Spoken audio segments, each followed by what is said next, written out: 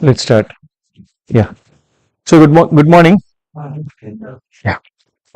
Any questions or anything from yesterday's subject? Fine, comfortable. Can we go ahead? Right. Chalo. So Ind AS 37 provisions, contingent liability, contingent asset. Big standard frequency is approximately 50%. One attempt is not the next attempt, or two attempts not the next two attempts, something like that. You can't guess exactly nothing, but yes, 50% you can say. Yeah. And you can just make a note. But whenever they ask for 6 marks, approx 5 to 6 marks. 5 to 6 marks, or sometimes even 8 marks question also can come from here. And many times what is happening, they do, what to say, they link it with another standard all the time. Ind AS 37 will be linked with Ind AS 10. That's why first we did Ind AS 10. That's coming to Ind AS 37. And next standard will be Ind AS 16. These three are mostly linked. Okay, right. You can just make note. Linked standards, Ind AS 10, Ind AS 16. Yeah. The Ind AS 16 linking is not that great. Okay, but anyhow, we'll discuss in the class. Fine. So, shall we go ahead? Yeah. Chalo, my dear. So, the standard talk, that heading itself is, what does it say?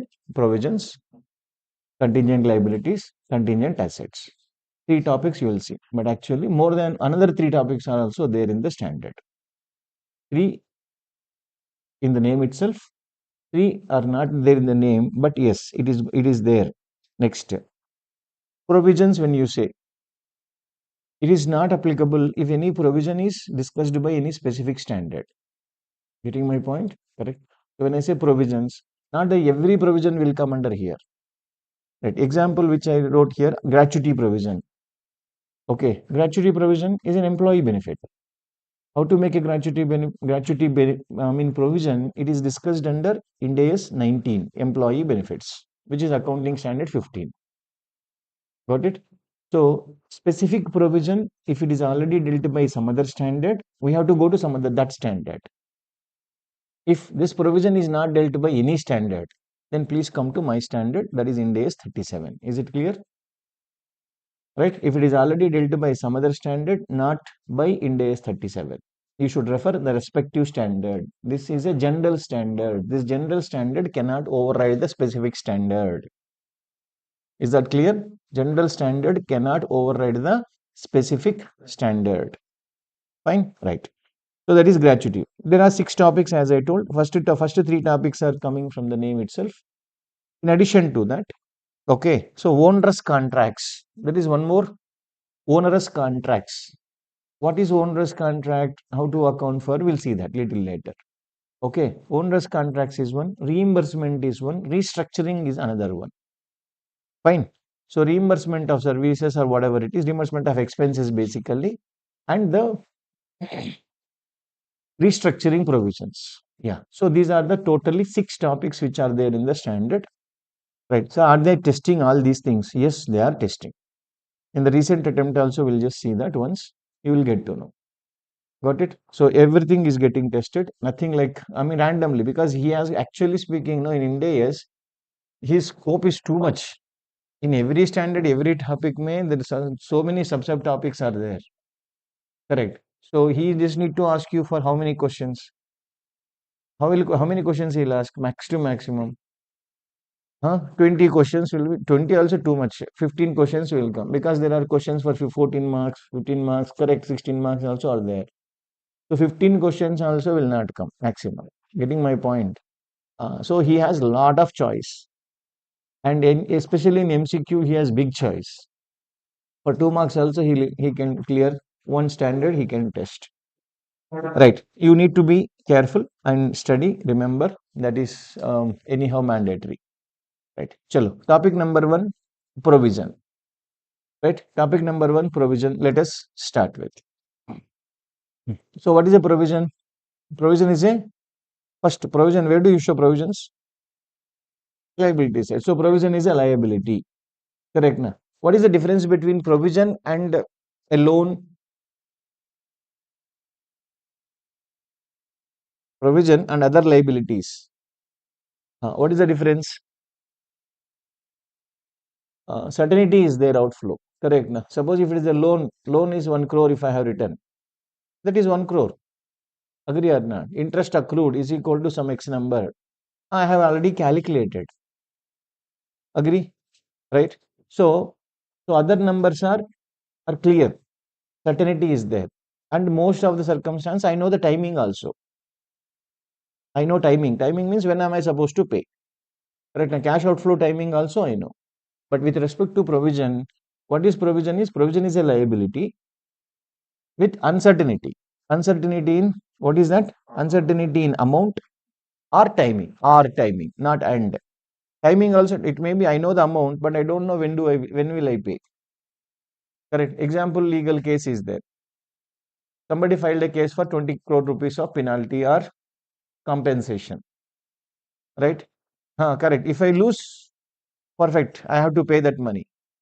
But when do I lose? When the judgment will come, that is not under my control. Correct? So uncertainty, uncertain amount or timing. Right. Next one, small question. Can we name this provision for rent, provision for salary? Hmm? Your ledger account, you can keep whatever you want. Provision for rent only you can keep. I don't have a problem. But in the financial statements, how should it be presented? Huh? It is like outstanding liability, other current liability. Getting my point? Yeah. So because in case of rent, is it clear that how much are you supposed to pay? Obviously, rent is there means agreement must be there. Agreement my term must be there. Exactly or not? So then what is the uncertain amount or uncertain timing here? There is no uncertain amount. There is no uncertain timing. Then how can you call the word provision? Provision for salary. Salary for 30 days, correct. Last month's March month, already how many days, how many people worked and everything you know already.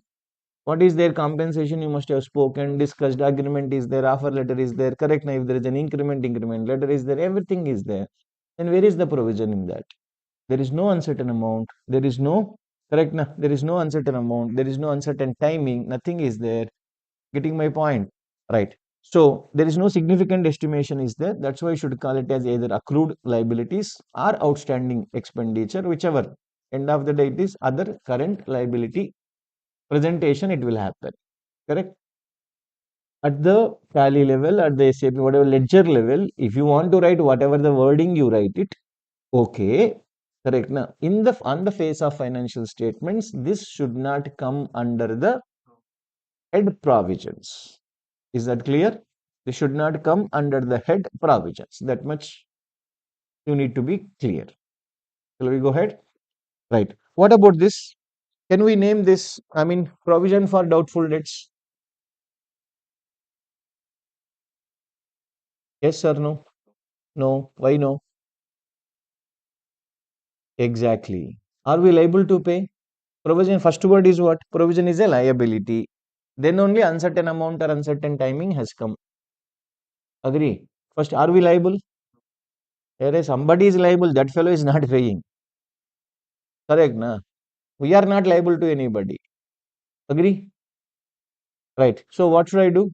First of all, then is it a liability? Not a liability. That's why we never reduce it from, we never show it as a liability in the balance sheet. What do you show? Where do you show? Reduce it from the asset. Reduction of asset cannot be a liability. Na? Say suppose I purchase mobile for 30,000. Today it has become 20,000. Am I liable 20,000 rupees to Samsung or you are? Nobody. My asset value has come down. So my assets correct. Na? Assets reduction does not mean you are liable to somebody. Agree? That's all. So is it a liability? Obviously no. Why? Correct. Na? That's first of all, it is not a liability. Liability means you are liable to pay to somebody.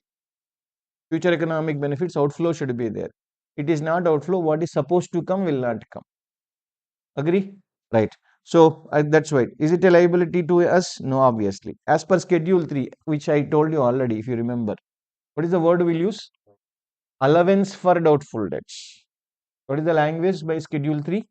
Allowance. Is it for Division 1 or Division 2? For both. Actually, for AS also, Ind AS also, the word used is allowance for doubtful debts, not provision for doubtful debts. But it's okay. Your master also taught like that. My master also taught like that. We use the word provision for doubtful debts. Nothing wrong in using the word provision.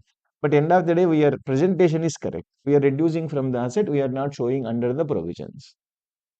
To avoid the confusion, allowance would be better. Okay, allowance for doubtful debts. That is what the right terminology.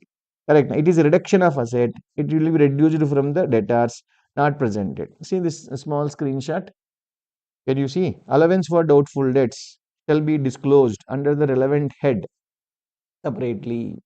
That is screenshot of Schedule 3. Okay, allowance for doubtful debts is the right terminology.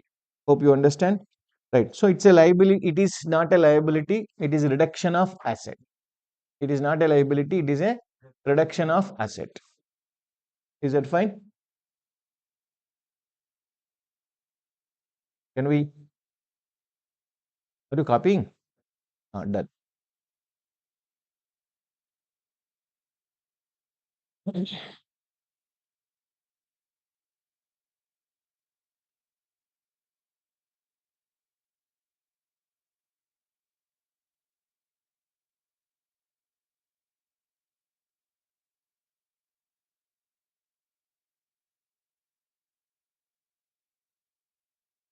Chalo.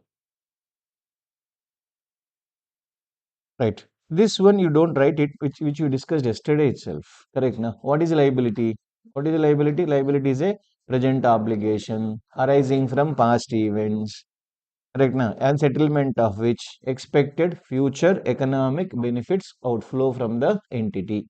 Present means which is outstanding. Correct. Now, which is there as on the 31st March. Obligation means a duty or responsibility, obligating events. All this stuff we have. This is just a repetition.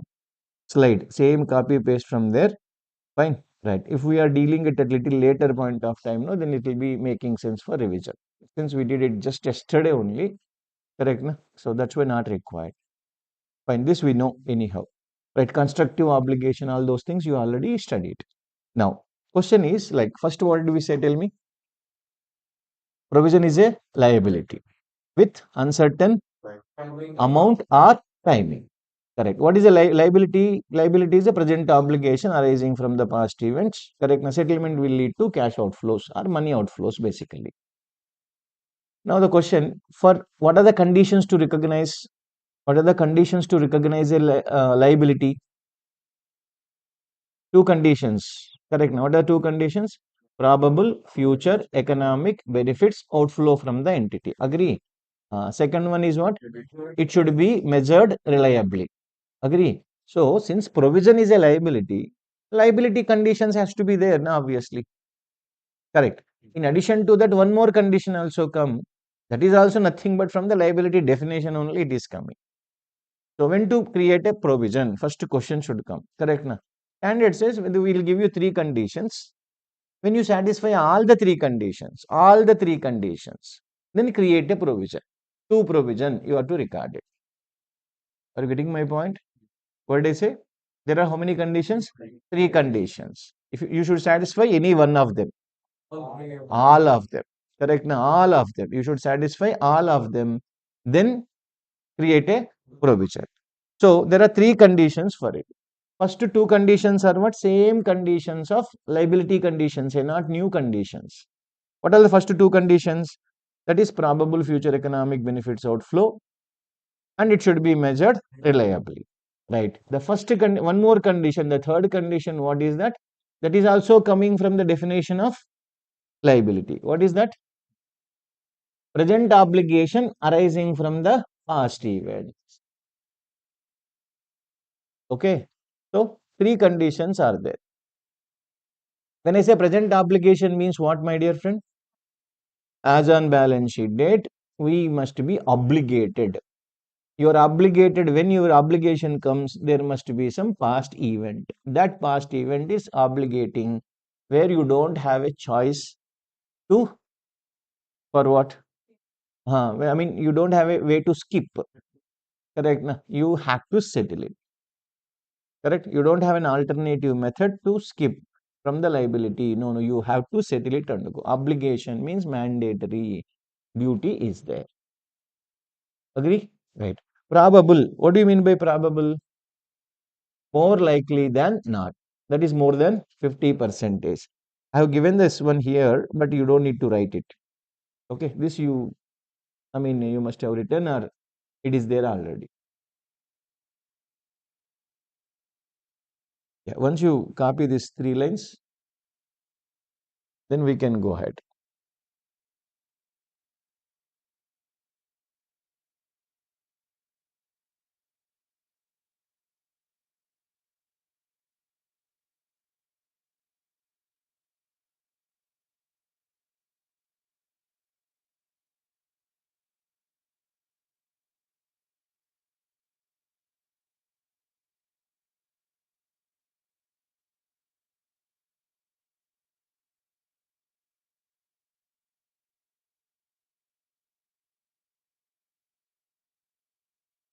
Shall we? Correct na? So what are the three conditions? Once again, just revise, please. Present obligation arising from past events, probable future economic benefits outflow. It should be measured reliably. See, whenever you're writing answer, your answer will be provision should be made, provision should not be made. Answer can be any one of them. Correct, na? But when you're writing, you have to tell correct as per Ind AS 37 to make a provision. We need to satisfy all the three conditions one, two, three. Then in the given circumstance, like so and so provision, so and so condition satisfies or do not satisfy. That's why I'm making provision or not making provision. Like that, clarity should be given. So these definitions and the conditions are like very important, mandatory. You don't have a choice like I'll write whatever I want. If you write whatever you want, they will give whatever they want. Obviously, correct. Na? So what is required, that much is mandatorily you are supposed to record. Hope you understand. Right. So for that, I mean to get that same words in the exam hall, it will come automatically. Yeah? No, some effort is required. Understanding can happen in the classroom. Retention is something that you need to revise it. Agree or not?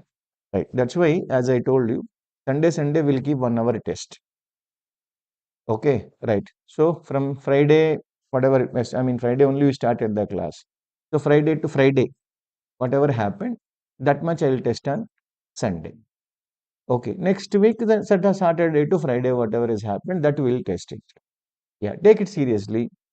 Even though your attempt is not immediately, at least some commitment. No, at least for exam, ke liye, let me read for 1 hour. Let me at least revise it. Headings, let me see and go. Agree? Some commitment. I know you will have a lot of work, your boss pressure, that pressure, client pressure, so many pressure. We are sandwiched there, sir. Yes, we know. Right? We know. But end of the day, you have you have your goal also, no? Yes, sir. Yeah, you are always working for your boss goal, not for your goal. What's the use? Right? You have to work there also, you have to work. Somehow you find out your time and write seriously. I'm telling, I hope you understand. Right. So for online people also, we'll share the question paper when I give it to them. Immediately, I'll share it in the group. By end of the day solution, and I can share immediately also. Right. We'll discuss the paper here itself. I'll not just give and run. Okay. I'll be there with you for 1 hour. You write it. Then we'll see where you must have done error or not. Correct? Like, because strength is not that great. Correct? Na? I can look at all papers and I can guide you. No, this is not the way to write. This is the way to write. I can guide you. This is not like 200, 300 students. So where it will be difficult for us. Got it? Right. Just that keep in mind. No, I have to study. Okay. Some 15 minutes. Today, I'm out of 24 hours. In addition to 3 hours sitting here. 15 to 20 minutes extra bonus. I am doing it for my career. Something you make it. Correct. Now start thinking towards that. It will add value to you. Otherwise, what happens, no, my dear? Today, you listen. One guy attempt is in 27. One guy attempt in 28 also. Correct, na? They'll take it light. Right. And if you don't revise it, na, one time, there is nothing you must have heard one small basic concept. 147 something.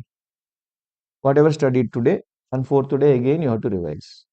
Again, if you revise for seventh day, then remembering and the retention capacity will be more and more. You can try this. Some topics you can try. First day what you studied, fourth day mandatory revision. Fourth day what you studied, seventh day mandatory revision. Correct? And again, if you remember, if you are my student of CA Inter, I used to ask so many questions. I used to make you people stand also. It used to scare a lot. Correct. Huh. But since we have studied daily basis, right? Still you remember something from that. That's normal. A revision will have a lot of impact. When you write the definition also, when you write the definition almost similar to me, same meaning it is coming now. And appropriate words if you write it, that time the whatever the impact you give it to the examiner who is correcting the paper, and if you write very light language, there will be a lot of difference because other person is a human, no? Yes or no? Revision will help you. Don't try to avoid that. Don't try to prioritize other than this. 15-20 minutes, if you can't add to your career, you are in wrong path. This much I can tell. Okay? Right. So spend and mandatorily make yourself at any cost. Let me come on Sundays, right? Write the exam, test myself. If you come and write, then I can see your paper and I can correct you. Not correction is with respect to 25 rupees or 25 rupees, and not that correction. Presentation correction is more important. Correct. Number correction, you are not a kid. You can also correct. Correct. Answer paper, key paper, key I'll give you. You can also check 24, 25, something like that. Presentation is where somewhere generally people do mistake. There I can add some value to you. Fine. Chalo. So three conditions. Once again, we want to repeat. Yes, please. What are the three conditions? Present obligation arising from the past events, probable future economic benefits outflow. It should be measured reliably. Correct. So now the question, right? How do you measure? Estimation to involved, obviously. Correct, na? Estimation is involved. How do you measure? How do you estimate? Big question, no? How do you estimate? Experience. Correct. Experience, you will do something. Next, expert opinions. No, exactly. Next, comparing it to past. Okay, last 3-4 years, what has happened approximately we can do. Next, events occurring after the balance sheet date can also tell because you don't close in on 1st March only, you'll sign financial statements.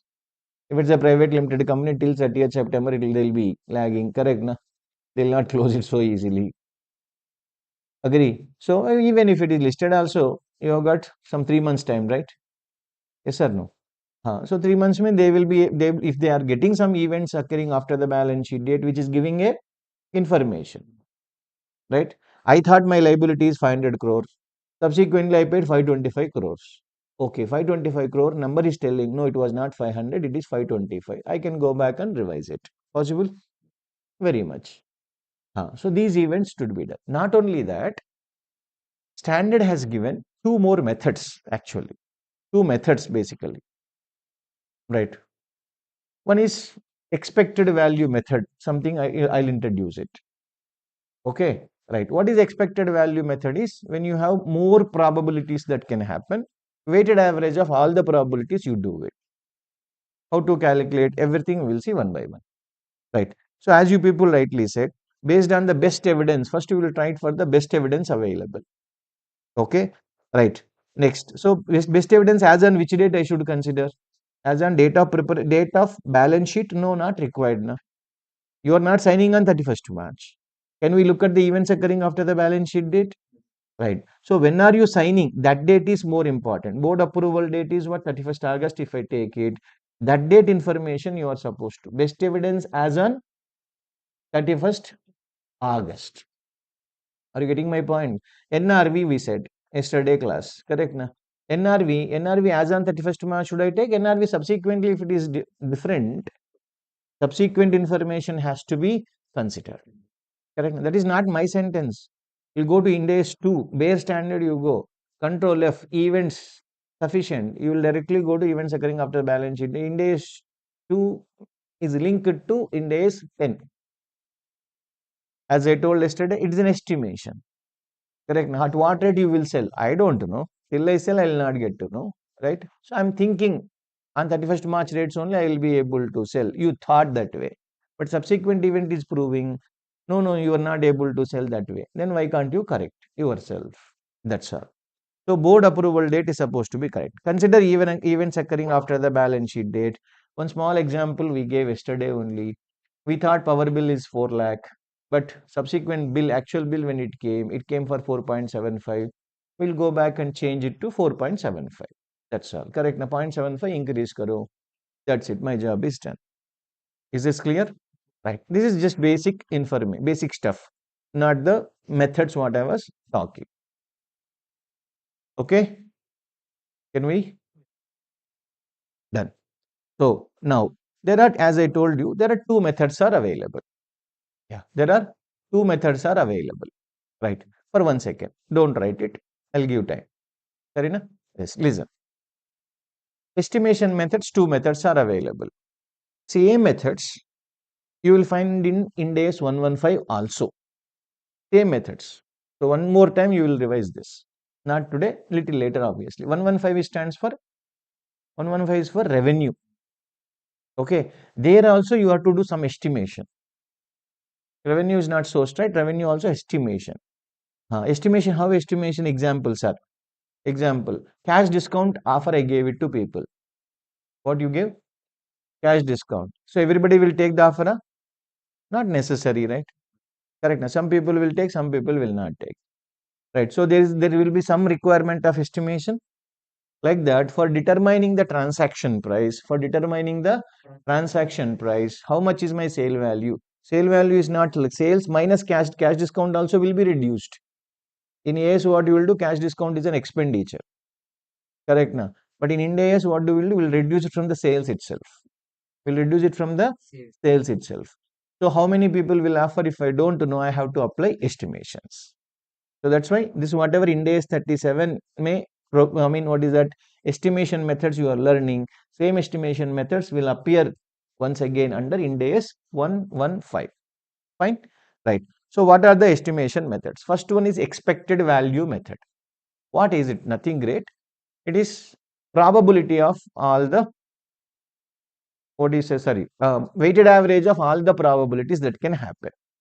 Right. Just example before going to the sum or something. I gave a correct. Do you all have mobiles? When you buy a mobile, do they give a warranty?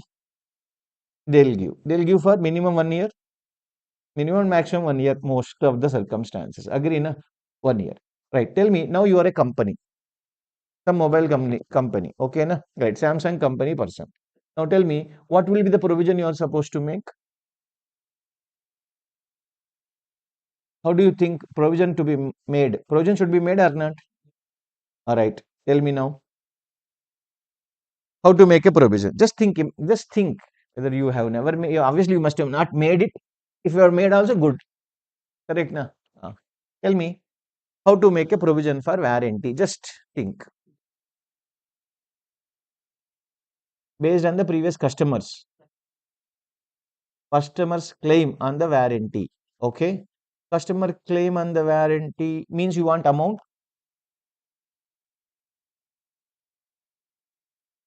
Replacement of product or replacement of piece. Very nice. Correct, na? See what he is talking. Warranty means warranty is not one kind of warranty, na? Warranty may what will happen? Yesterday, like I mean, 2 3 days before, my wife mobile.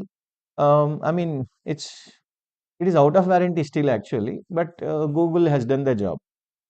Battery problem from 40% or 60% within 2 seconds, it will become 0% and switch off.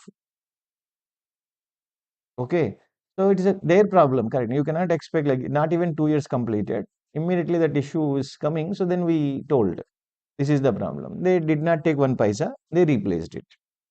So here warranty issue means actually it is outside. I mean outside warranty, but still they did.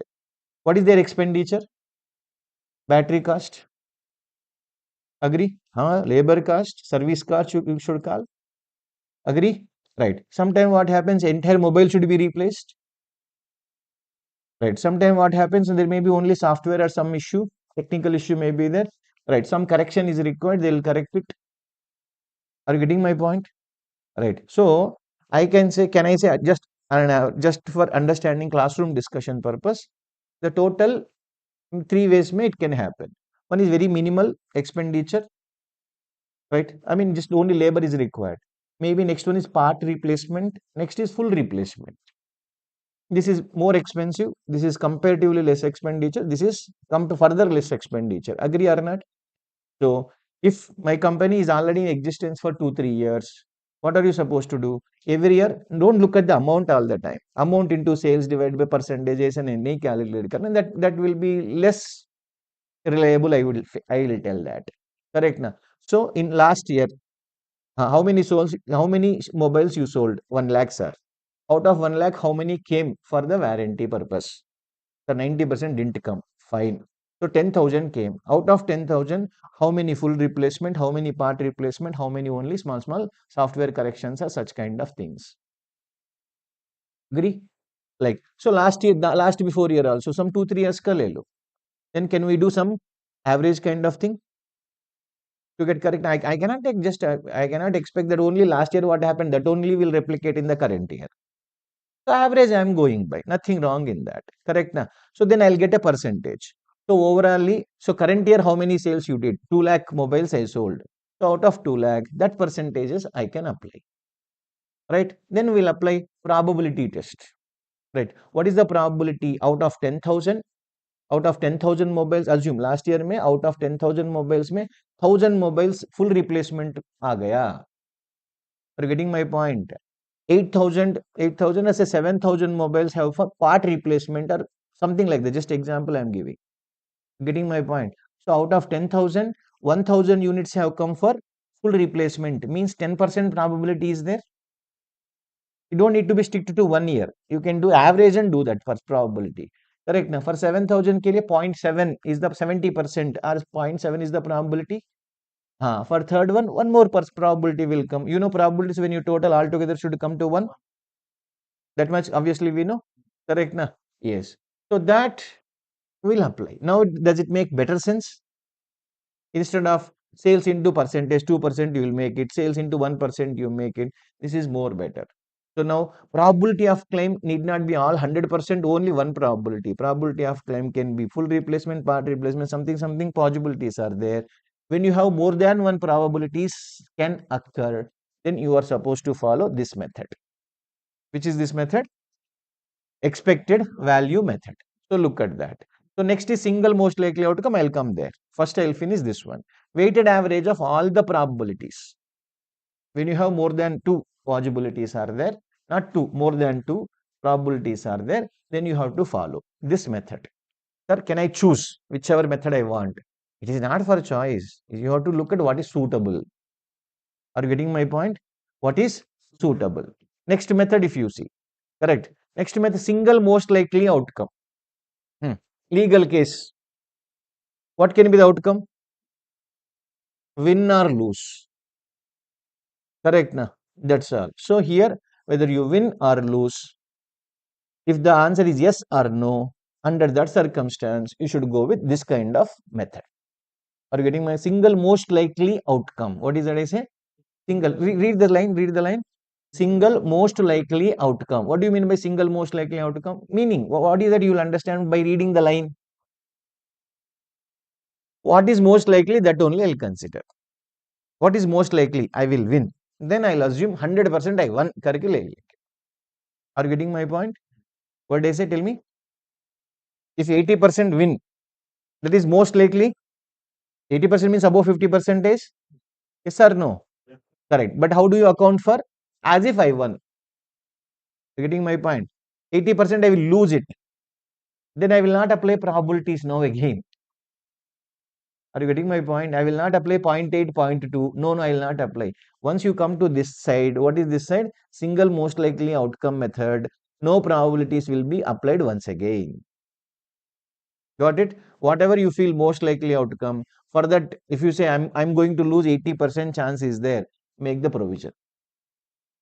Suppose, sir, if I lose, my compensation will be 1 crore. Then full 100 crore, you have to make a provision. I mean, full 100% of the 1 crore, whatever it is, 100% you are supposed to make a provision.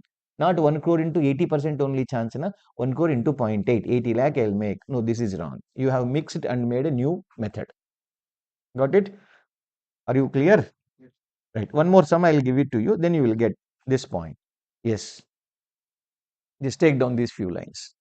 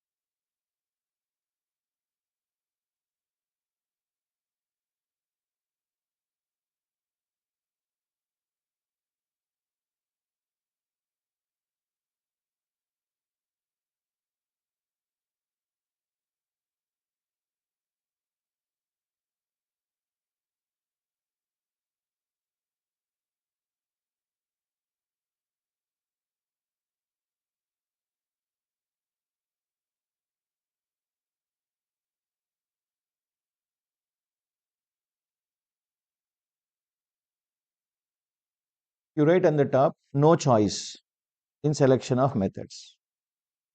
Somewhere you write, I mean here, like no choice in selection. No choice in the sense it's not your wish and will. What is suitable, that only should be picked by you. Correct? Na? Select the suitable.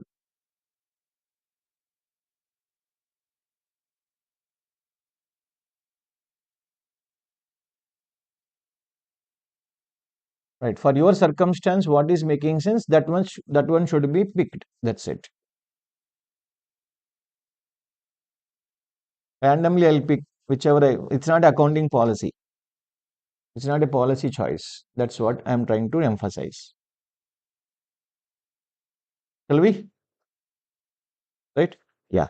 So now one was right. We are continuing with the example. So you have written these two, correct now. Continue with that.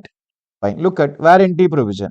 The example, we sold 1 lakh units. I took one example for your understanding. How do you apply probability, weighted expected value or weighted average of probability method? Okay. Yes. Observe, my dear. 75% of the items are not expected to get any issues. That is my past record is telling. Okay, so 75,000 on 75,000 mobiles or whatever etc. items, zero claim. But on 25,000 items, correct na? Right. Now read the line. If all the 25,000 items get, right, all items will not get one way. Major replacement of item. What did I say? Major. I mean full replacement. Major. I mean full replacement of item. If all 25,000 items, if I replace it, how much will be my cost? My cost will be 2.5 CR. Okay. But I will apply with the probability. Right. Next, sir, if I medium, that is a part replacement, if it is applicable, then I will be spending only 1 CR. All 25,000 items, if it is only part replacement happens, 1 CR will be my expenditure. Next, if it is a minimum expenditure or basic expenditure, correct, only software issue or something, then it is going to be only 0.5 CR I will be spending. That is just basically for the, I mean, your customer service centers, salaries and wages, such kind of things. Okay, right. When is this my expenditure? When all happen. But now what do you apply? Now probability will apply. Will it happen? All 25,000 major? Need not happen. Now I'll give probability. That is also I'll take from the past record. So 0.1 means 10% chance. That means what is that we are directly indirectly telling? 2,500 issues can come from the major replacement. Agree or not? That's all. So this is 0.3, this is 0.6, something like that. Hope you understood. Right. So now we'll apply, multiply. This is what the provision that you are supposed to make. That's it. This is about your, what is that, my dear? Total provision under expected value method. Got it? Right. Background work should be done. It will not, in examination they will give all the information, but practically you have to work. I mean, you have to analyze the previous data. That is where obviously your technicality or your skill is involved. Got it? Right. Just take down this small example, basic example, but necessary.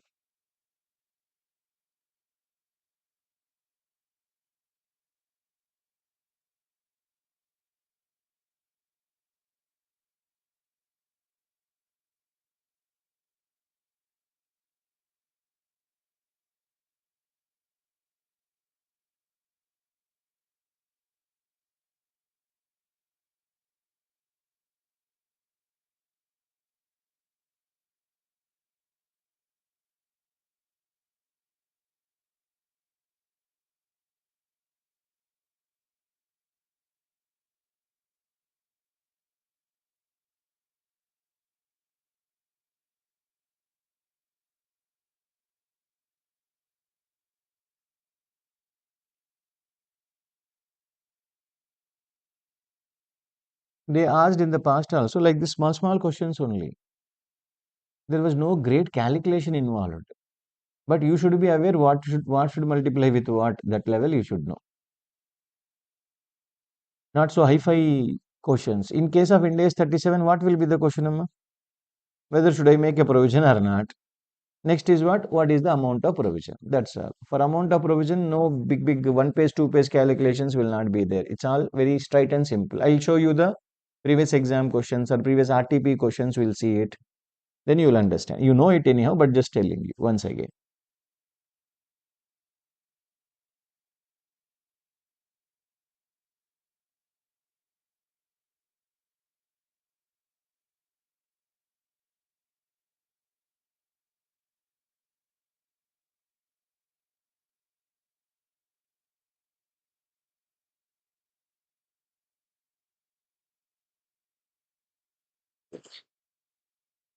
Shall we?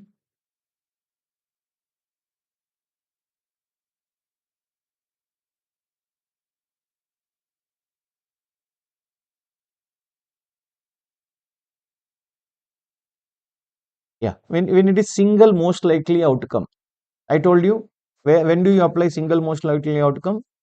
Where the answer is going to be yes or no, win or lose. Such kind of two probabilities only will come. Right? Amount may vary. That's a different thing. But option is what is the outcome will be yes or no. Okay. So this is the situation where the lawyer says so 70% chances to win. What is the first outcome? Example 70% chances to win. Do you make a provision? Will not make a provision, but will show contingent liability. Correct. Now, what do we show? That's a disclosure.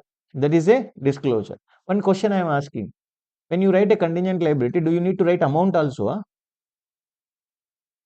Suppose somebody is claiming I received a demand notice from GST department for 20 crores. My lawyer is very clear. We will win the case. That's why we didn't make a provision for 20 CR. Correct, na? Right. So when I am disclosing under the contingent liability in the notes to financial statements, do I need to say 20 CR also? Yes or no? You have to write mandatorily. Quantification has to be done. That does not require present valuation or anything. What is the demand amount you got? That much demand amount only you have to keep it. Okay. Some people got confused practically also. We should do present value for that. Who told here? Present value is not for that. Present value is for the provision. Okay. Right. Chalo. So if lawyer says 60% chance, that is situation number one. This is first one. Okay. This is over. No provision, we concluded. When there is no provision, only contingent liability will be there. Matter closed. This is situation number two. What is situation number two? Now lawyer is telling 60% chances to lose. It may be another case, another situation. Don't link it with. Okay. Right. So if it is lose and expected to lose, if you lose, you have to pay compensation of this is expected by the lawyer 10 lakh rupees I will be paying. Okay.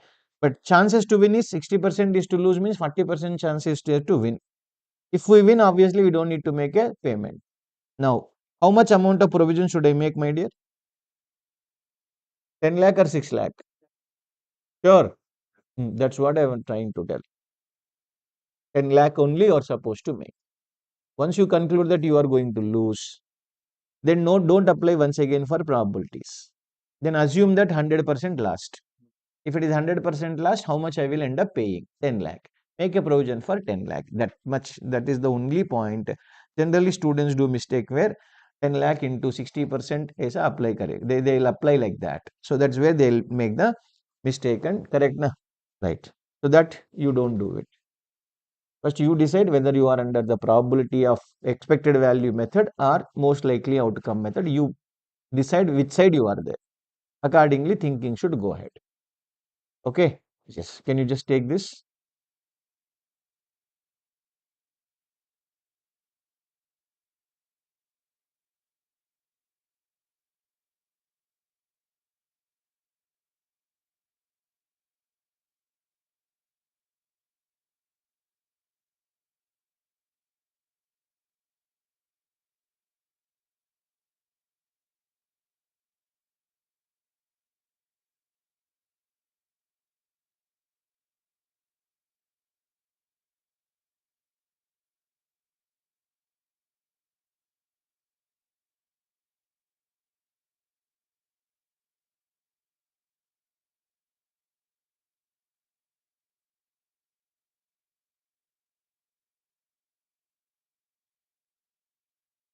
Okay.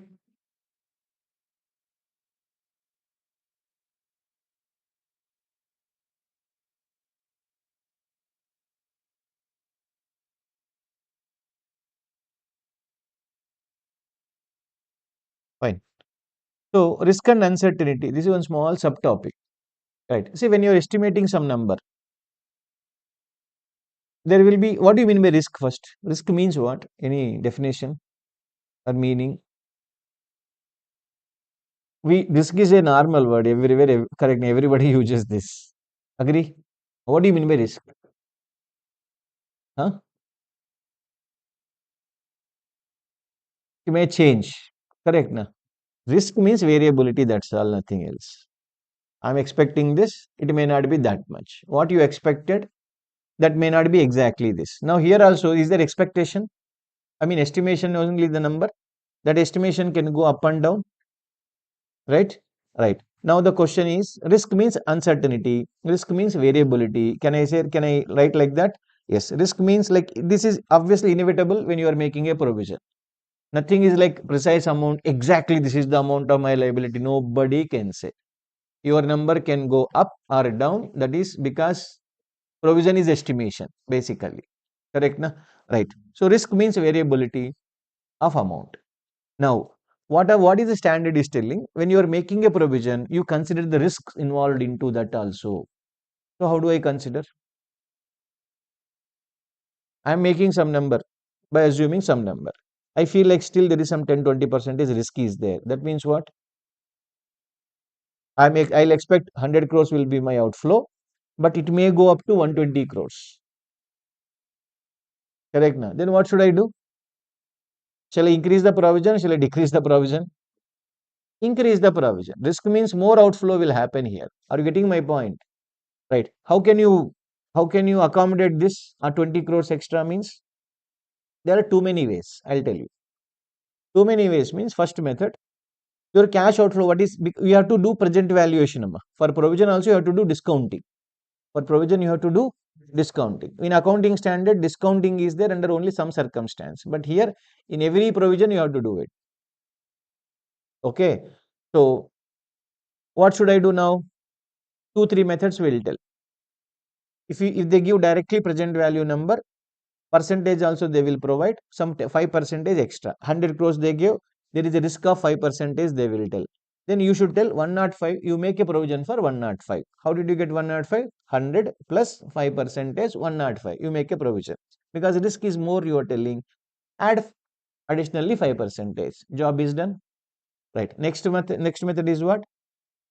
Whatever they are giving, not a present value, future value numbers are giving.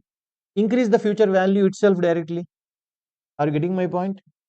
I am estimating some number 150 number that discounted and I brought it to 100. discounted and brought it to 100, right? After becoming 100, I can add some percentage one way, or before discounting itself 150, don't take 150, take 170 there only, no? Yes or no? Are you getting my point?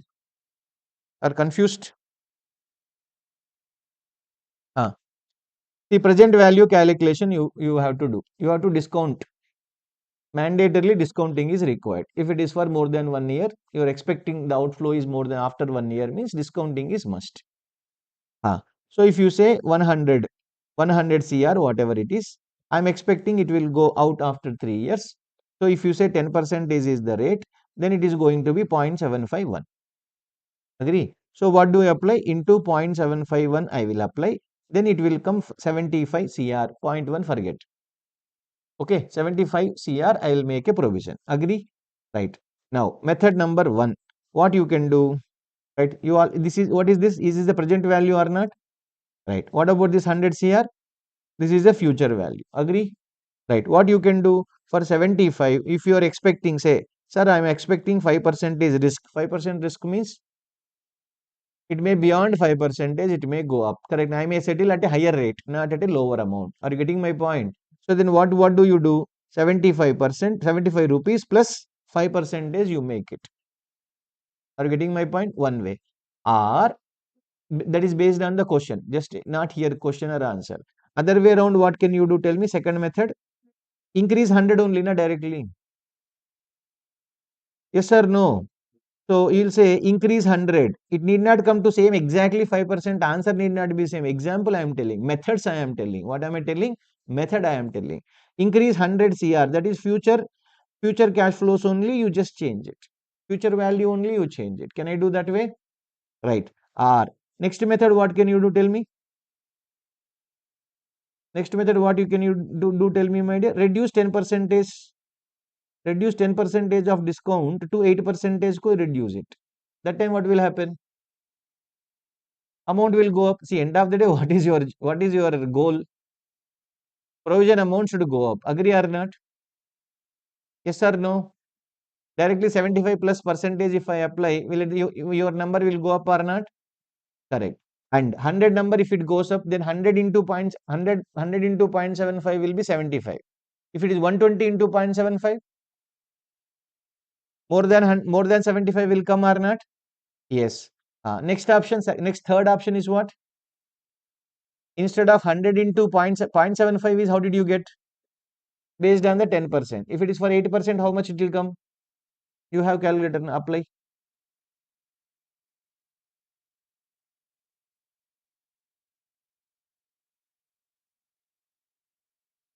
Point 0.79 you will get. Correct now. So earlier it is 100 into 0.75, that is equal to 75. Now it is 100 into 0.79 means 8 I am taking, then it is going to be 80. Correct now. This is at the rate of 10%, this is at the rate of 8%. Is it, am I increasing or not? So any one of the three ways may you can close it. Risk, if the question says, one time they asked a question, my dear, 4 marks question. Okay. Students, I don't know. They only give the present value number also. I'll show you the question. They told there is a risk element of 5%. What student should have done? 100 CR plus 5%, that is equal to, you make a provision for 105. They write now 4 marks for one line answer.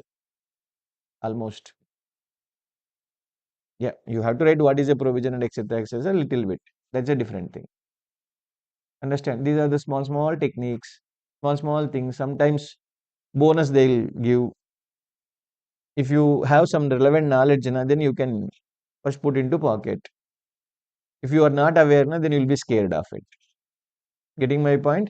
So you have to increase the provision amount. How many ways you can do? 3 ways. What is that? Increase the present value number, or increase the future value number, or decrease the percentage.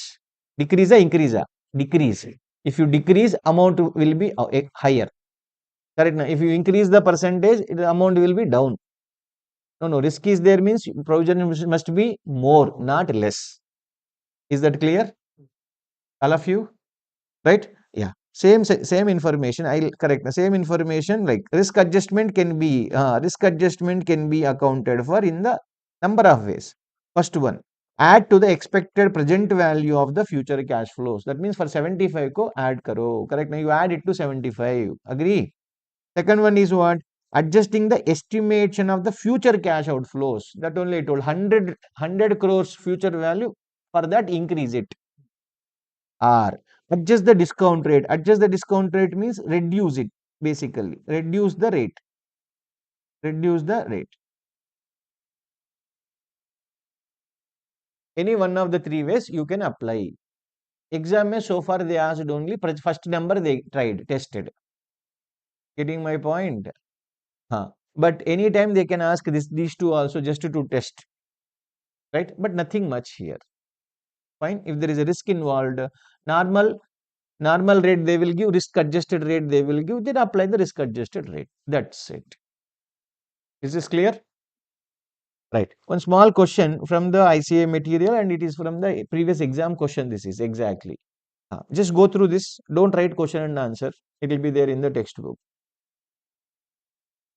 Just for your comfort, instead of opening text once again, I am giving you here. X is a solar power limited, a power company, has a present obligation to dismantle its plant after 35 years of useful life.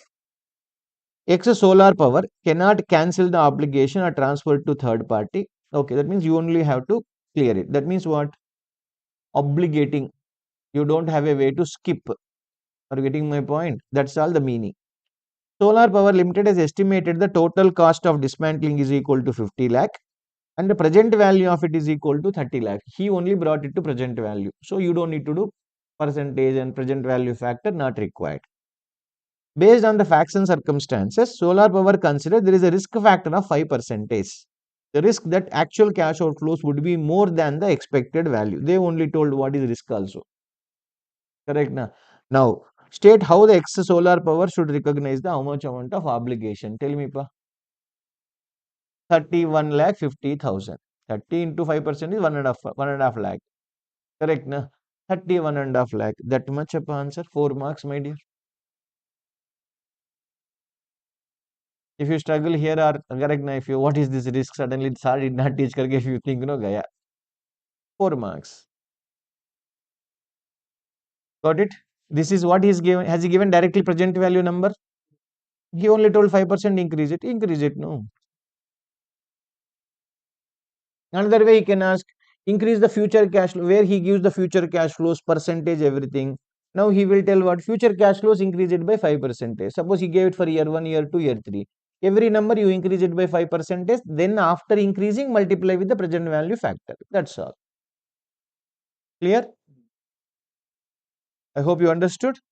Right. Or where he gives future cash flows, where he gives say percentage present value factor, and they may give this is without risk adjustment. Risk adjustment, some other percentage he will give.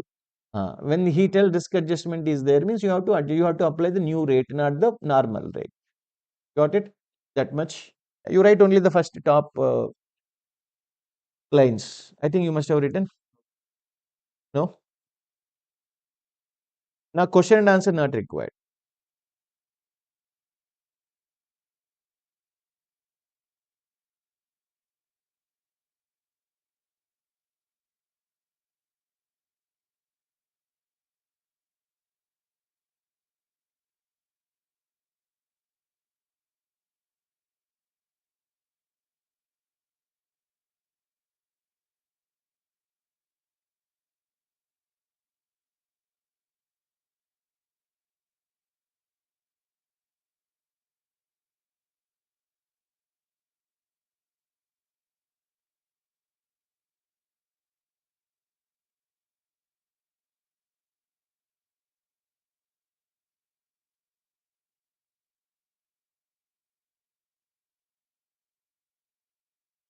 Fine. Right. Chalo. Now example number 1. This example you don't need to write it. Very simple and straight. Okay, some basic examples are there, not necessary to copy everything. Fine. Right. Anyhow, I'll give it to you immediately after the class. Done. The first, do we need to make a provision for warranty? Yeah. Yes. First, what are the conditions to be satisfied to make a provision first? Three conditions. What is the first one? Present valuation, present obligation arising from past event. Next, probable future economic benefits outflow. It can be measured reliable. Right. What is the past event for the provision for warranty? Sale. You got the, you don't have a way to skip. Correct. You have to settle it. Agree? So yes, sale is the past event, right? Obviously. And that's why, is it a future economic benefits outflow? Yes, obviously. People correct na. Whether it is Apple phone or Samsung phone or any etc. But whichever the company you quote, there will be warranty. I mean, claims will be obviously there. Whatever the brand it is. You're getting my point. You cannot tell there is no claims in the past. This is a joke. Okay, it will never happen. Fine. So probable economic benefit outflow, yes. Whenever customer comes, either labor way, at least labor weight will go out, part weight will go out, something money worth will be outflow for me. Can we measure? Yeah, why not? We can follow expected value method or some method, correct? Na? We will be able to find out. So do we need to make a provision? Yes, we have to make a provision. Right? When you are answering, na, you need to keep that. How to answer? Tell me. If you say simply yes, provision required, stop means marks will not come. Correct, na? So the three conditions you should write. And what is the past event? In the given circumstance, the past event is sale. Where my company, once I sold goods, its warranty is obviously given, contractual obligation is there. Correct, na? So it is going, I have to settle it. Then probable future economic benefits, yes, there will be claims normally. So there will be money, either money or money is worth. Money is worth only, and not warranties means always money is worth will be going out. Agree? Done. So next, can it be measured? Yes, we can measure using the relevant apply method. One or two lines you can write it and close. It always depends on the number of marks also. If it is 4 marks, too much writing is not necessary. Directly we can write. Okay, right. Chalo. Next example number 2. This is a legal case required. Okay, as on 31st March 2025 means legal case was already there before. Somebody filed a case, we are fighting. What is that? We are already fighting in some forum. Fine. Right. On 31st March 2025, what is the lawyer's opinion? Lawyer is telling 60% chance to lose. Correct? Yeah. Okay, fine. So what is the claim amount? Some other party is claiming for 10 CR. But my lawyer is telling, no, no, I'll bring it to 2 crores. That is his. Correct. Now, they are claiming nonsense, everything they are claiming. We don't need to pay whatever they claim. Correct. Now, right. We lose it. I agree. But I'll not win, but I'll reduce 10 CR to 2 CR. I'll reduce it. Okay.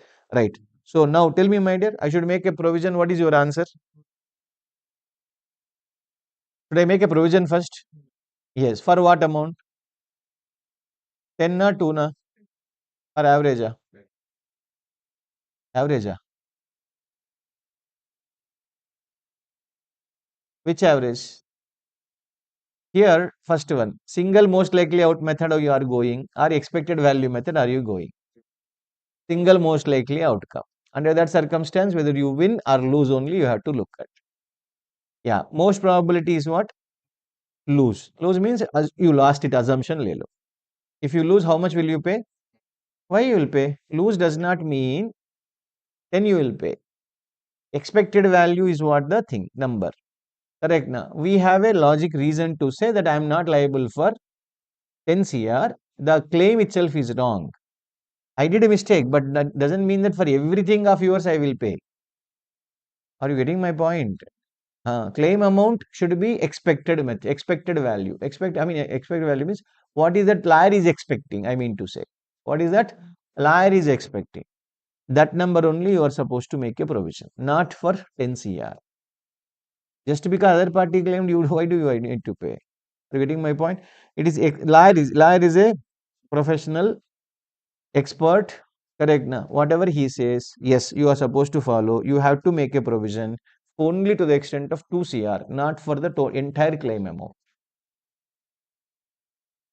Clear? Right? We lose, but we'll bring it down. That's what the gut feeling of our lawyer. Fine? Right. Now, 31st March 2026 has come. Legal cases though cannot be settled just like that. It will take time. Okay. Next year balance sheet also has come. And next year balance sheet date also has come. Now we'll go and ask. Do you need to check with him once again? Yes or no? Yeah, because 1 year before, what was the correct? No, what is that he submitted to the court, and what is my opposite lawyer also submitted to the court? What was the discussion, dialogues, and everything? Accordingly, we said like 2 crore will be more than sufficient. Like that, we came to conclusion. After 1 year, my opinion can change. Yes or no? Yeah, and there may be so many other circumstances. Right now, my lawyer is telling. What is my lawyer is telling? 70% chance to win. Oh, this time his opinion changed. Hmm. So now what should I do? What should I do? So claim amount is 10 CR because I am now expected outflow is equal to 0 because I am going to win it. Correct na? So shall we make a shall we what should I do, my dear? Shall we retain the provision or shall we reverse the provision? Huh? Reversal is required. Retention not necessary. Like don't tell me conservatism or something. No conservatism here. Are we liable or not? That is more important.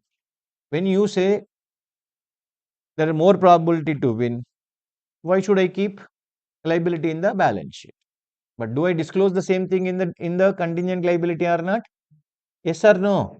Yeah, yes.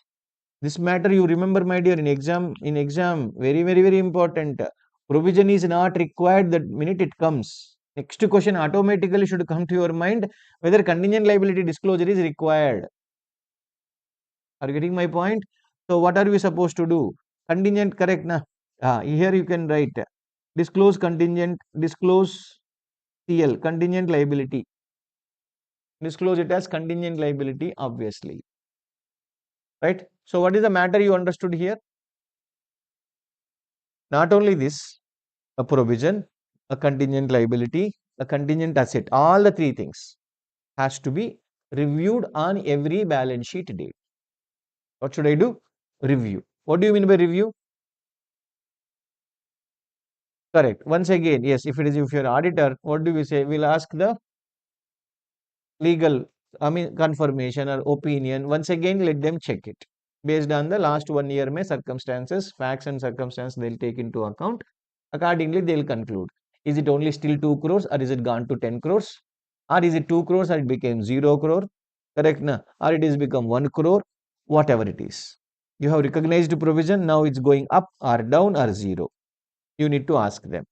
If it is a contingent liability, is it still contingent liability or it is a liability? Correct? Or is it still contingent asset or is it asset already? Accordingly, your wordings, presentation, everything has to change. Is it clear? Review is important. It has to be reviewed at every year end. All the three things: provisions, contingent liabilities, contingent assets. Okay, that's why we'll get the status of all legal cases, everything as on every balance sheet date. We'll obtain the status from the client. Client will get it from the respective team. Fine. Can we go ahead? Right. Now, example number 3. Look at this. So this is a factory. This is chimney. Okay. All right. What is 31st March? 31st, in the 1st January itself, government notification has come saying that you have to fix a smoke filter. So you're releasing the hazardous gases or anything to the environment directly. No, you have to make some filter, you have to fix it. Right? And that cannot happen just like that. We cannot order that filter in Amazon and fix it there. Correct. Some technical team has to come. They will analyze what kind of hazardous are is this company or factory releasing. Correct. Now, what level of filter you should put, measurements you are supposed to take, machinery and etc. you have to consider. Then it will happen.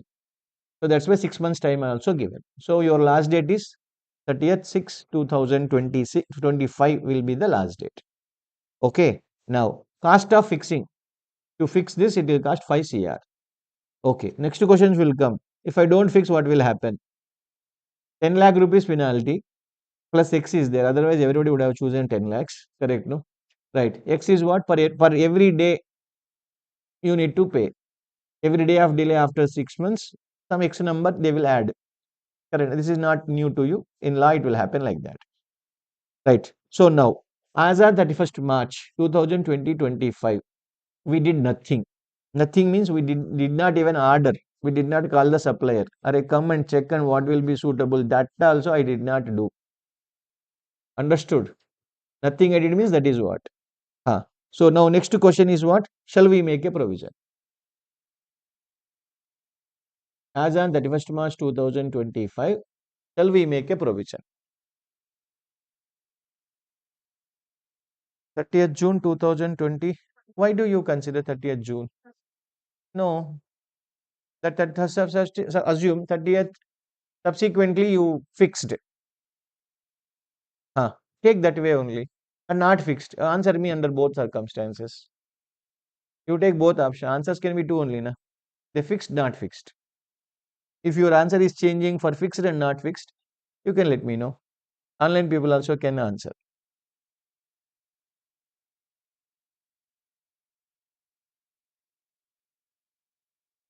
Don't make a provision. Why?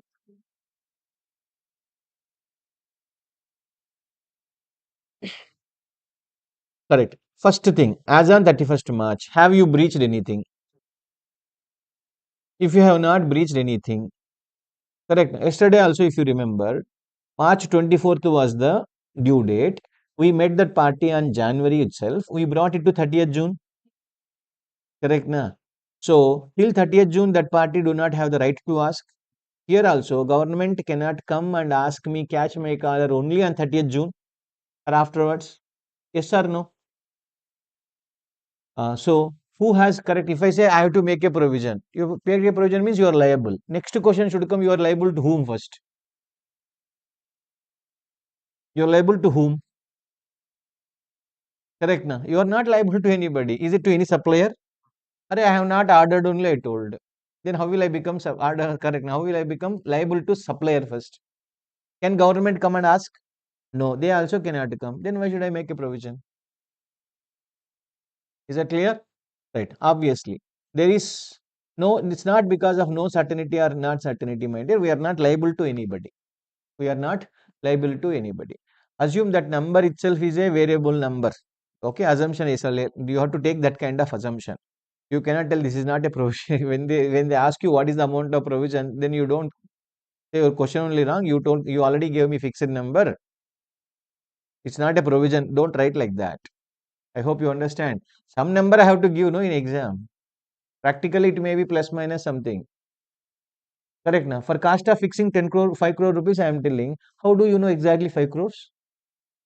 Unless until you ask the supplier, vendor to come, then he has to check. I told na what kind of hazardous are you releasing? Correct now. What levels of filters are required? After estimation only, agree or not? After estimation only somebody will tell. But exam may they have to give some number, no? Right? So always provision amount only you have to think. Right here, are we liable to any person? No. That is it 5 crores or is it 10 lakh plus X? Nothing. Nothing is the right answer. Okay. Right. We are neither liable to government nor liable to any party. Agree? Have I ordered anybody? Then to whom I'm liable? Liable means to whom but first. That's all. So next year has come. Right. 31st March 2026. Till date same position. We didn't change anything. I didn't do anything. I didn't even order till date. I did not order, even though I crossed the date. Right? Now, do I need to make a provision? Yes, for what? 10 lakhs plus XA plus 5 CR. 10 lakhs plus X only or 5 CR. Sure. First, 10 lakhs plus X. Obviously, yes. Why? You breached the law. Correct. Na? Correct. Na? Law told like 30th 6 is the last date. Every day, 10 lakh plus for every day of delay, some accrual will be there. Agree or not? Yes. Are you supposed to make a liability at least for 10 lakhs plus X? Yes, this is mandatory. What about 5 CR or any extra number? No. When will you become liable to anybody? Not when you order, when that guy supplies the goods or when he does something for me, then I will be liable to pay him. Correct? Now, since I did not identify my person only, then for whom I am liable? Correct? Now, I am not liable to anybody. Obviously, only to the extent of 10 lakh plus X, I should make a provision or liability, whatever you want to call, but liability should be there. Is it clear? Yeah, X also it cannot, don't say X is equal to exactly number. No, maybe depending upon the hazardous, what is government will decide accordingly, your penalty may be there, that X. Practically so many headaches will be there. That's why I kept X.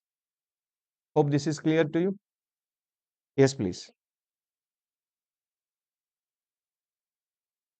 Yes, when what we'll see that.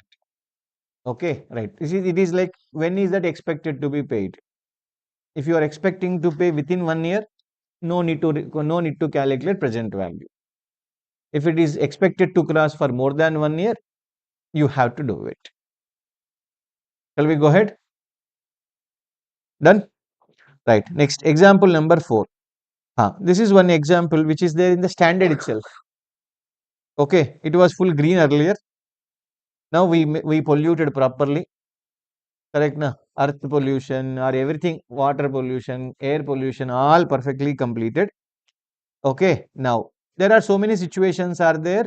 Tell me here, some small 4 circumstances can come into this discussion. 4 circumstances. For situation number 1, is there any law saying that "Arey, you polluted this area, your company or whoever it is, correct na? Right, you clean it and go. Is there a law? First question mark. No law. Correct. Next, whether board is interested to clean it. If the board is interested, it will become constructive obligation. What is it become? Constructive obligation. If the board comes and says, correct na, announcement should be done. When what should be done? Correct na. See, in the boardroom, okay, 1, 2, 3, 4 board of directors. What will think today? Hey, we'll clean, yeah. It's good. It's not right to leave it like that. We thought today. Shall we make a provision today? Answer me, answer me. I asked very important question. In examination, they can give 2 dates and they can kill you there. I repeat my once again question. Okay, what did I say? Today, what is today? Here? 12th January, right? Okay. Tell me. 4 of the board of directors meeting has happened. We concluded. What is that we concluded? Let's clean it. We polluted. Let's clean it and go. Are you getting my point? Right. Done. Shall I make a provision today? Yes or no? Why? There is no resolution passed in the board meeting. Approved. Resolution passed means approved. There is no separate word. Okay. Announcement is not done. Approved on 12th January. Announcement made on 20th January. When will become binding to you? 20th January will become binding. Correct na? If I have, right, what is the time trying? If I have not told to anybody, correct na? Today I pass resolution, tomorrow I will reverse the resolution. Once again we will meet what is wrong in this. Correct now we are withdrawing, we were rethinking about, we are withdrawing our resolution. Does it impact my goodwill? It is happening it is in the board room here. Where is it going out? It will not impact anybody. But once you go to public and say we'll clean, you have to clean. If you don't clean, problem will be more. Agree or not? Then goodwill will have impact. Announcement date is the crucial date. Announcement date will be binding you indirectly. Got my point? Right. As far as it is just done only within the just 4, right, in the room, basically. Correct, na? Then nothing will bind you. That's important. Right? So announcement date is what you are supposed to consider. Here, I don't have legal obligation. I don't have constructive obligation. I don't need to make a provision. But have you polluted already? You remember this. Okay. Right. Second circumstance. Tell me, is there any law? Yes, there is a law. Whether board is interested? No, they are not interested. Shall I make a provision or not?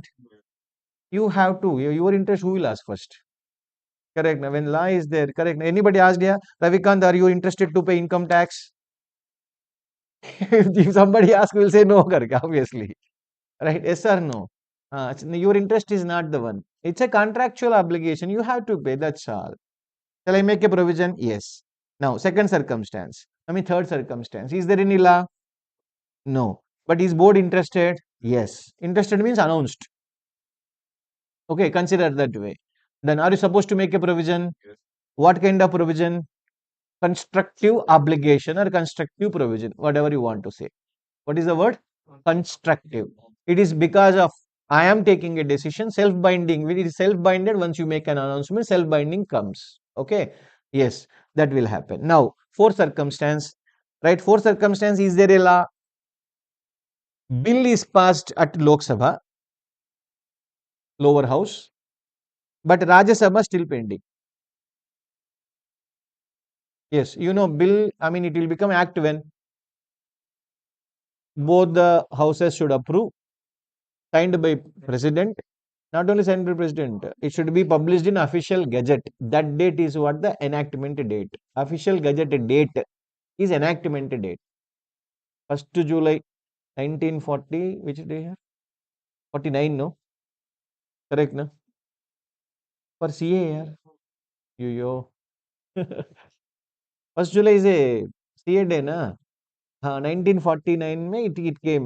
That is the day, official gazette date released. Fine, right? Like that. So, bill Lok Sabha approved, Rajya Sabha pending. Not yet done. Right. Whether board is interested? No, not interested. Now tell me, shall I make a provision or not? As of today, when I am closing the books of account, this is the situation. Shall I make a provision or no? No also okay, yes also okay. Okay, right. Why do I say? Yes may be more relevant, but you have a logic to argue. No doubt about it. That's why both answers are okay. Why? I'll tell you one thing. Is that event already happened? Event in the sense what? Pollution is already done or not? Next. Already Lok Sabha approval is over. Rajya Sabha is, that means bill is passed means bill is ready. Correct. Now, approval is what? Pending. Lok Sabha approved means Lok Sabha is where the government has the power. They can manage in Rajya Sabha as well. Okay. Generally possible. Generally possible. Right. So, since already pollution to already done, and there is a high probability that it is going to become enactment. Are you getting my point? So, make a provision. That's what we'll tell. Right. Other way, our argument can be no, I don't want to make a provision. As on 31st March, yes, I did a mistake, I did a pollution or whatever it is. Who has the right to ask? Nobody has the right to ask. That's why I don't want to make a provision. This is also okay. That's why I told this is arguable. Are you getting my point? But my opinion, make a provision. Reason, already event has already happened. Whether it will be obligating, not obligating is just a matter of little time. And half job is done by the parliament. The rest half job is very high probable to happen. Correct. Now, if you say law only, they are thinking to make a law. This will take long time. No, the law is already, bill is already means one draft is there. It is already getting discussed at the parliament. Means it is high probable. Just a matter of time. It can happen. Somebody can tell. What you are thinking, sir? GST was there in the parliament for how many years? Karke somebody can ask me also. Correct. Now, GST was there in the parliament from Manmohan Singh time. You got my point. So governments only changed to enact the GST. But okay, lot of because when Mr. Manmohan Singh was the prime minister, there were always problems with the state governments because that is a amendment to constitution.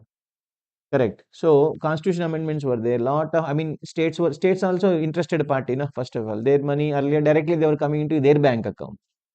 Now it will go to the central bank and central bank said it has to be transferred to state bank. Agree or not? So that issue they have to convince every person. A convincing was not done, could not do whatever reasons we don't know. Obviously, seriously, I don't know. That did not happen. At later point, it took lot of time. Even the other government has come also. That did not happen immediately from 2014. It took 2017, right? For them also it took some time. It's not easy job. It takes considerable amount of time. So that also I told na, arguable. Law may be there in the discussion. It may come, may not come. It may take years together. Got it? Right. Anyhow, so both answers are correct, my dear. It is arguable. Both answers are okay from their respective opinion. Right? You can write both answers in the this one. Fine. Chalo. Example number 5. Ha. Tell me, there is some recent amendment in the income tax. Assume new act has come. It's come also, no? And again they're revising, no? Past that much only, no? Not subsequently once again. Right, done. So recent amendment act has come. Done. Now we approached one expert person. He must have studied entirely. With his experience, he can come and take some 2 3 sessions in our firm where we have say 300 people are there. Correct. Na? All are working on income tax only. It will be useful for us. Like he can guide, expert advisory. Correct. He can do. But we asked him, please come in the month of March only, sir. Please give your session. And that man told, expert told, I'm very busy, sir. I'll come in the month of May and clear it. Fine, September the time hai na. Still I have time till September. Correct na? It's fine. You can come in the month of May. Right. We agreed for the fees first. How much I should pay? He told 1 lakh will be my fees. Fine, agreed. Entered into EL engagement letter or whatever contract engagement letter here basically done. Now only one question obviously my standard Ind AS 37 asks, do I need to make a provision as on 31st March? Yes or no? Online students are very silent here. Yes please. Yes or no? No. Why no? There is no obligation. No, but some when I look at some places, no, they're saying no, you should make. Why not? Yes or no? Anybody? Yes. Why?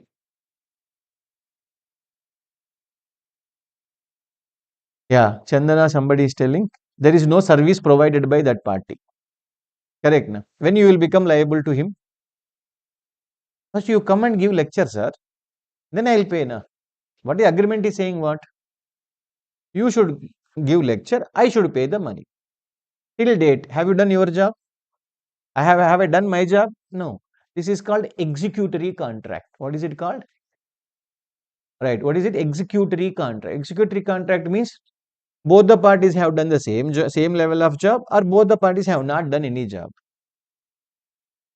I taught 50%, you paid 50%.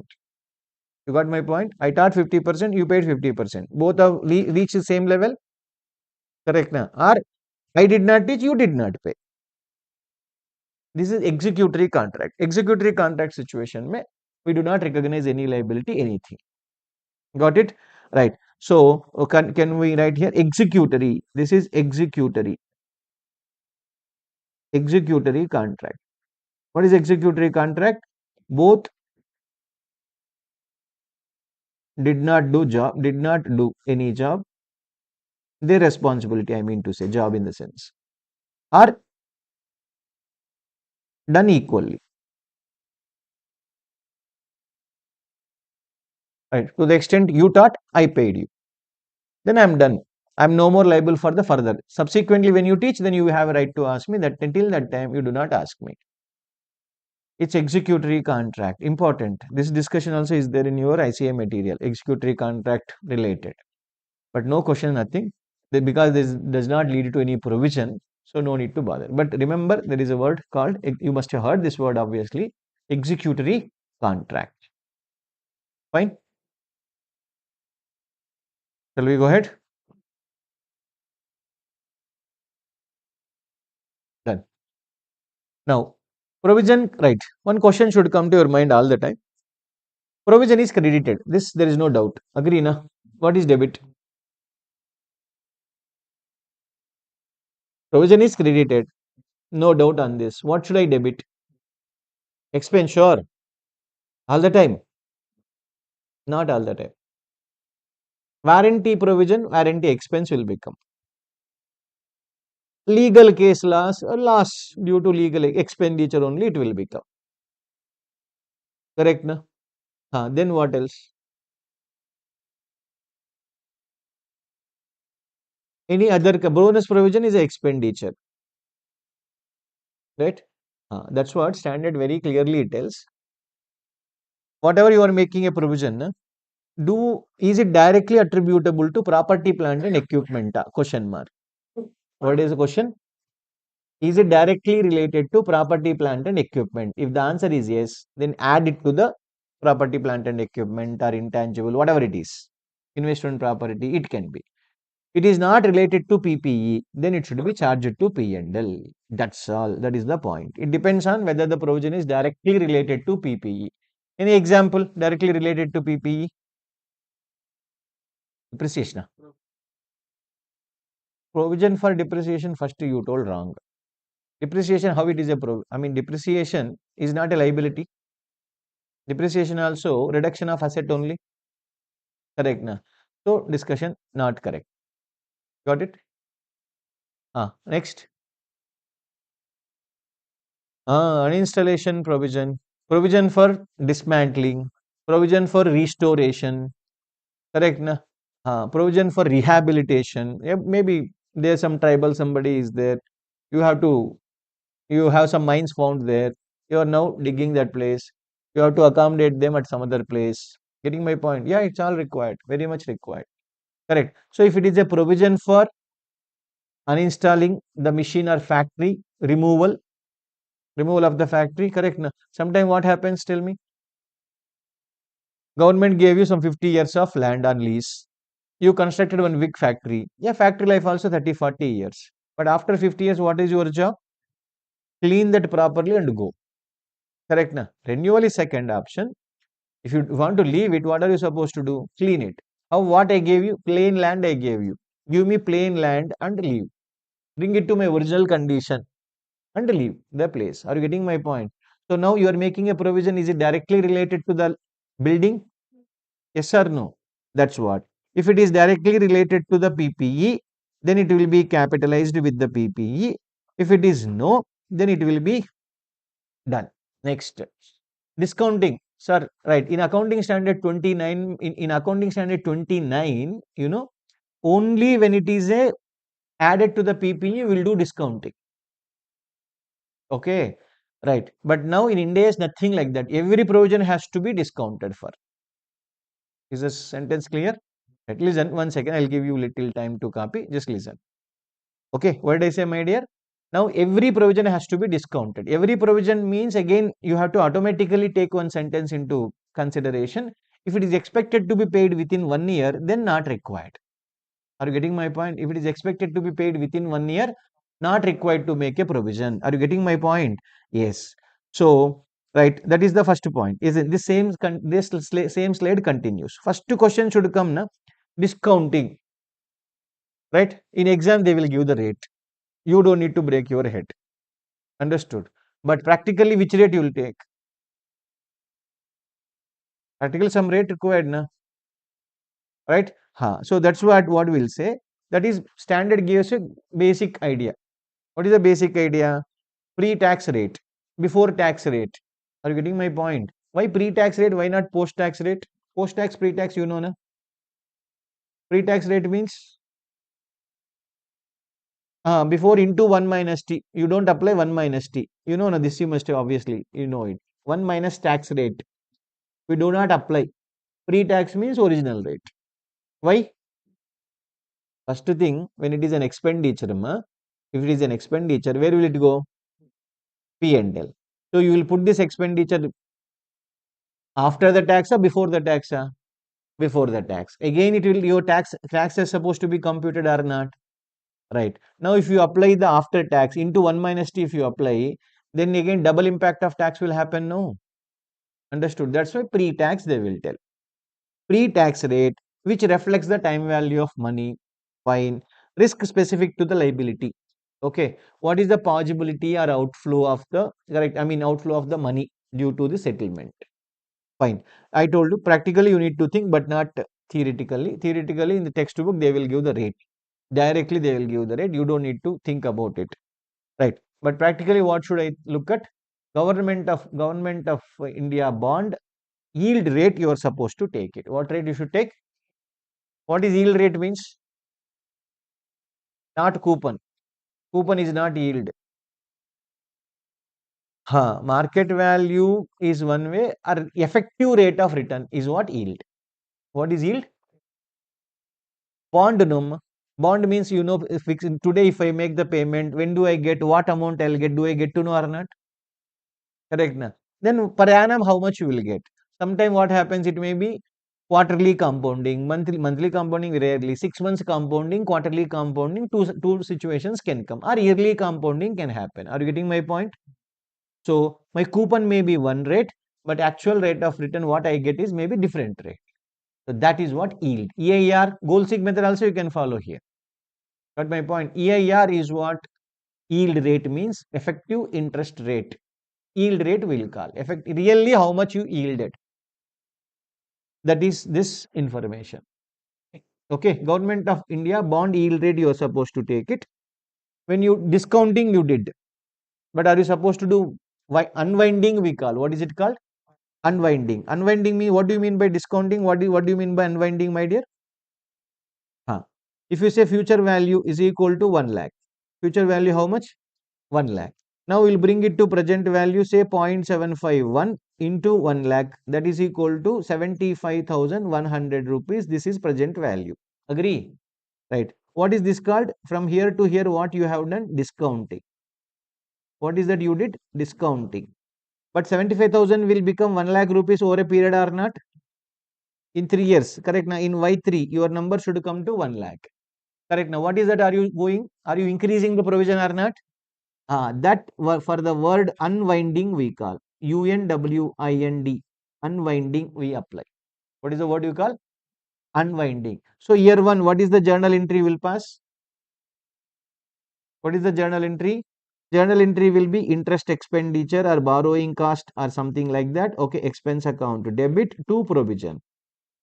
Same entry for Y1, Y2, Y3. Calculations will change. I have given one slide where I'll explain you with a number. Are you getting my point? But this expenditure, this is called unwinding cost. That is called borrowing cost. BC. Basically borrowing cost. Where will it come in the P&L? Under finance cost only it will come, not anywhere else. Future number to present value is called discounting. Present value to future value when you are taking back, unwinding will call. This much you remember. That terminology, because entire standard language is unwinding only will be there. You have to remember that. Clear? Right. So a small question. Try. Read this. There is a chemical factory. It created some environmental damage. You have to restore it in 2 phases. Okay. First phase, expected expenses are going to be 20 lakh rupees. Payment to be made by 31st March 26. You are today 25. Correct. Current year is 31st March 25. In 26, you are expecting to spend 20 lakh rupees. In next 1 year, second phase may expected to expense 35 lakh rupees. After 3 years from the end of the first phase. When are you spending this money? After 3 years from, correct. That means from here means 29 you expected to pay. Agree? Right. So COC, cost of capital rate is 10%. Like that they will give. Either Government of India bond yield rate they will give, cost of capital, some number they will give. 10% you are supposed to apply. Right? It gets the tax benefit also. Tax rate is equal to 30%. That is a biscuit. Correct. Somebody will apply the 31 minus T, they will apply. Are you getting my point? You should not take that. Understood? Fine. Provision to be made as on 31st March 2025. Can you calculate? Use your calculator, mobile or something. Roughly calculate and tell me what should be the provision amount. In rupees I want.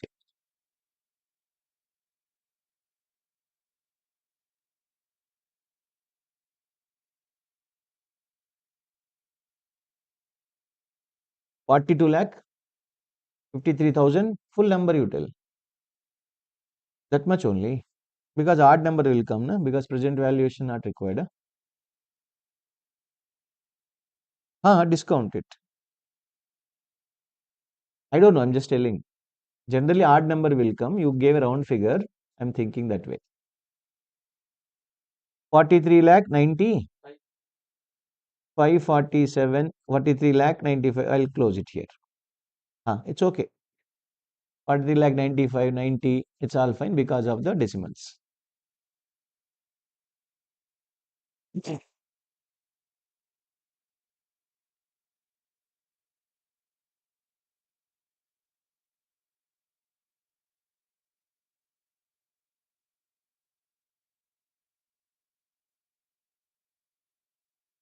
Yeah, rough calculation do.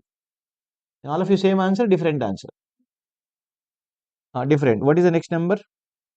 In thousands, may difference is there. Forget. 42 lakh.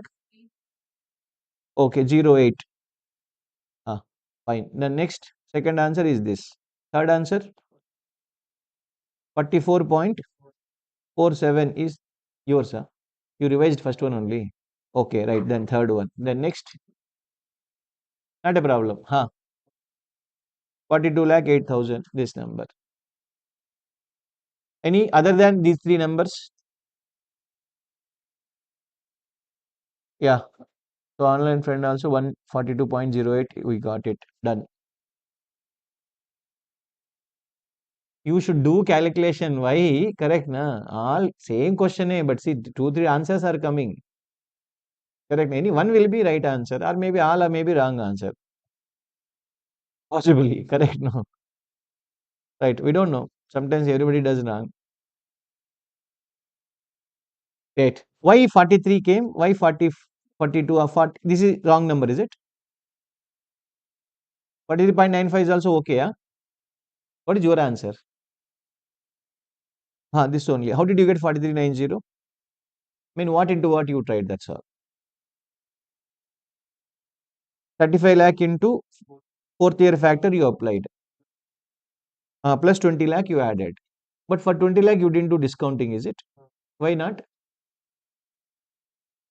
Payable 1 year, it's part and parcel of the same thing. Correct, na? It is not a separate provision. This is separate provision, that is separate provision. See, cash flows when I am giving, I'll give first year cash flow, second year cash flow, third year cash flow, fourth year cash flow, will give.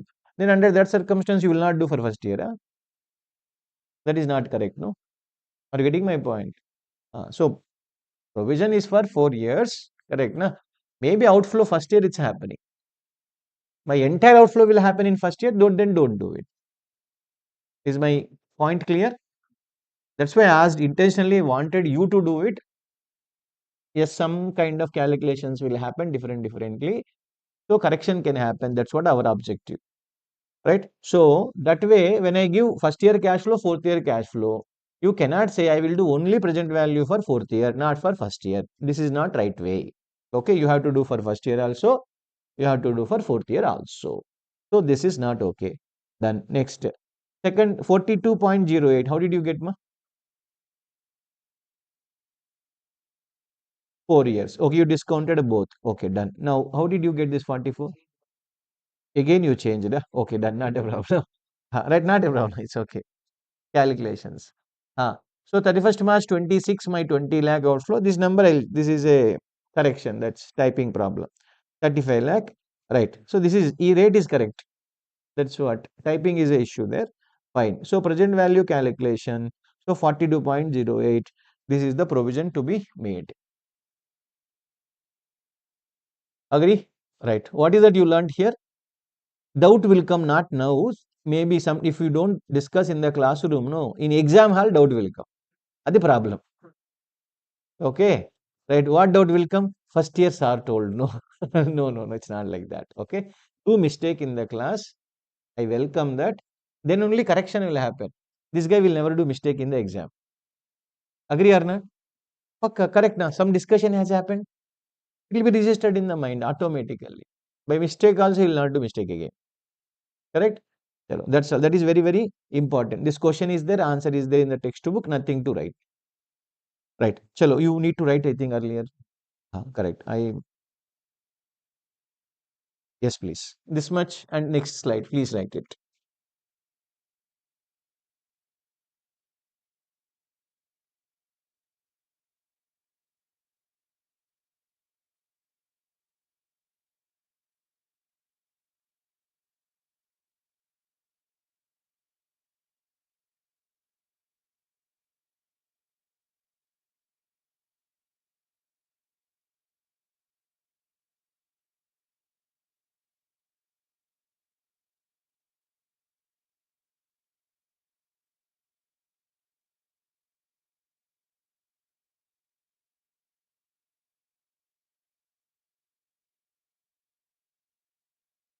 Shall we go ahead?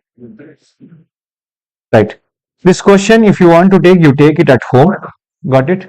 But it is there available in case you are planning to take it. Then, as I told, you should give some space and go ahead. That's further. Fine. Right. Question and answers will be right. One more same related this, and we'll take break after this. Okay. You took a land on lease for 10 years. Okay. Land on lease for 10 years, whatever 10 years or 100 years doesn't matter. You constructed a building, maybe temporary structure or permanent structure. That's don't think too much about it. Okay, done.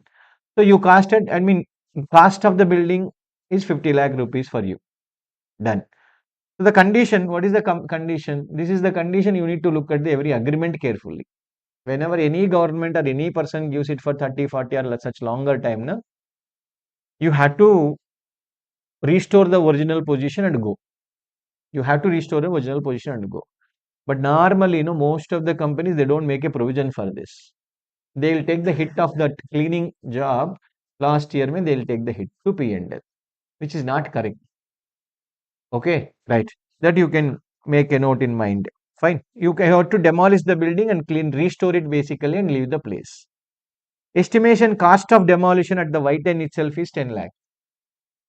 Present value rate is 10 percentage. Okay, discounting rate is 10 percentage, whatever. Shall we make a provision first of all? Obviously, when you got the obligation, not lease started. When you kept a brick, you have got obligation to remove the same brick. Correct. Now, lease starting date may you have not started the construction also. So construction started, then you have an obligation to remove the constructed area. Agree? Right. So we should make a provision, no doubt. But is it first next question? Provision will be credited. Debit what? Is it attributable to building or not? The if I had not constructed a building, I would have not made a provision only. Agree or not?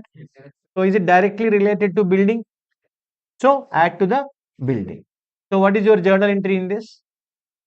Building account debit. How much?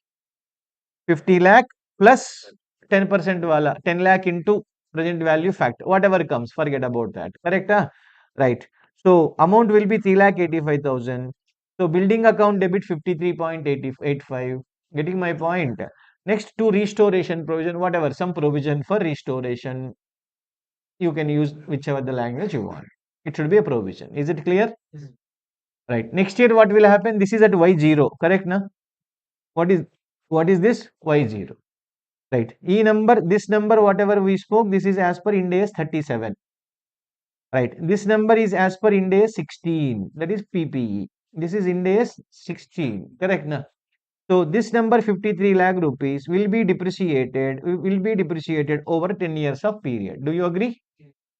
Correct. But at the end of the 10th year, how much are you supposed to spend? At least expected to spend 10 lakh rupees you are expected to spend. So are you supposed to unwind it? Correct. So what is the next year's first journal entry will become? After 1 year, borrowing cost account debit to provision for restoration. How much number? Calculator use na? What is there? Actually, without calculation, you can tell 38,500. Why? 3.85 into 10% only, na? Yes or no? So that is every year, what is that you will record? Borrowing cost account debit to provision. Like here 38.5, 38.5. Correct. Next year will be not 38.5. Correct. 3,85,000 plus 38,500. On that, yes. On that 10% is supposed to be applied. Is that clear? Hope you understood. Right. So that is one small example. We'll come back and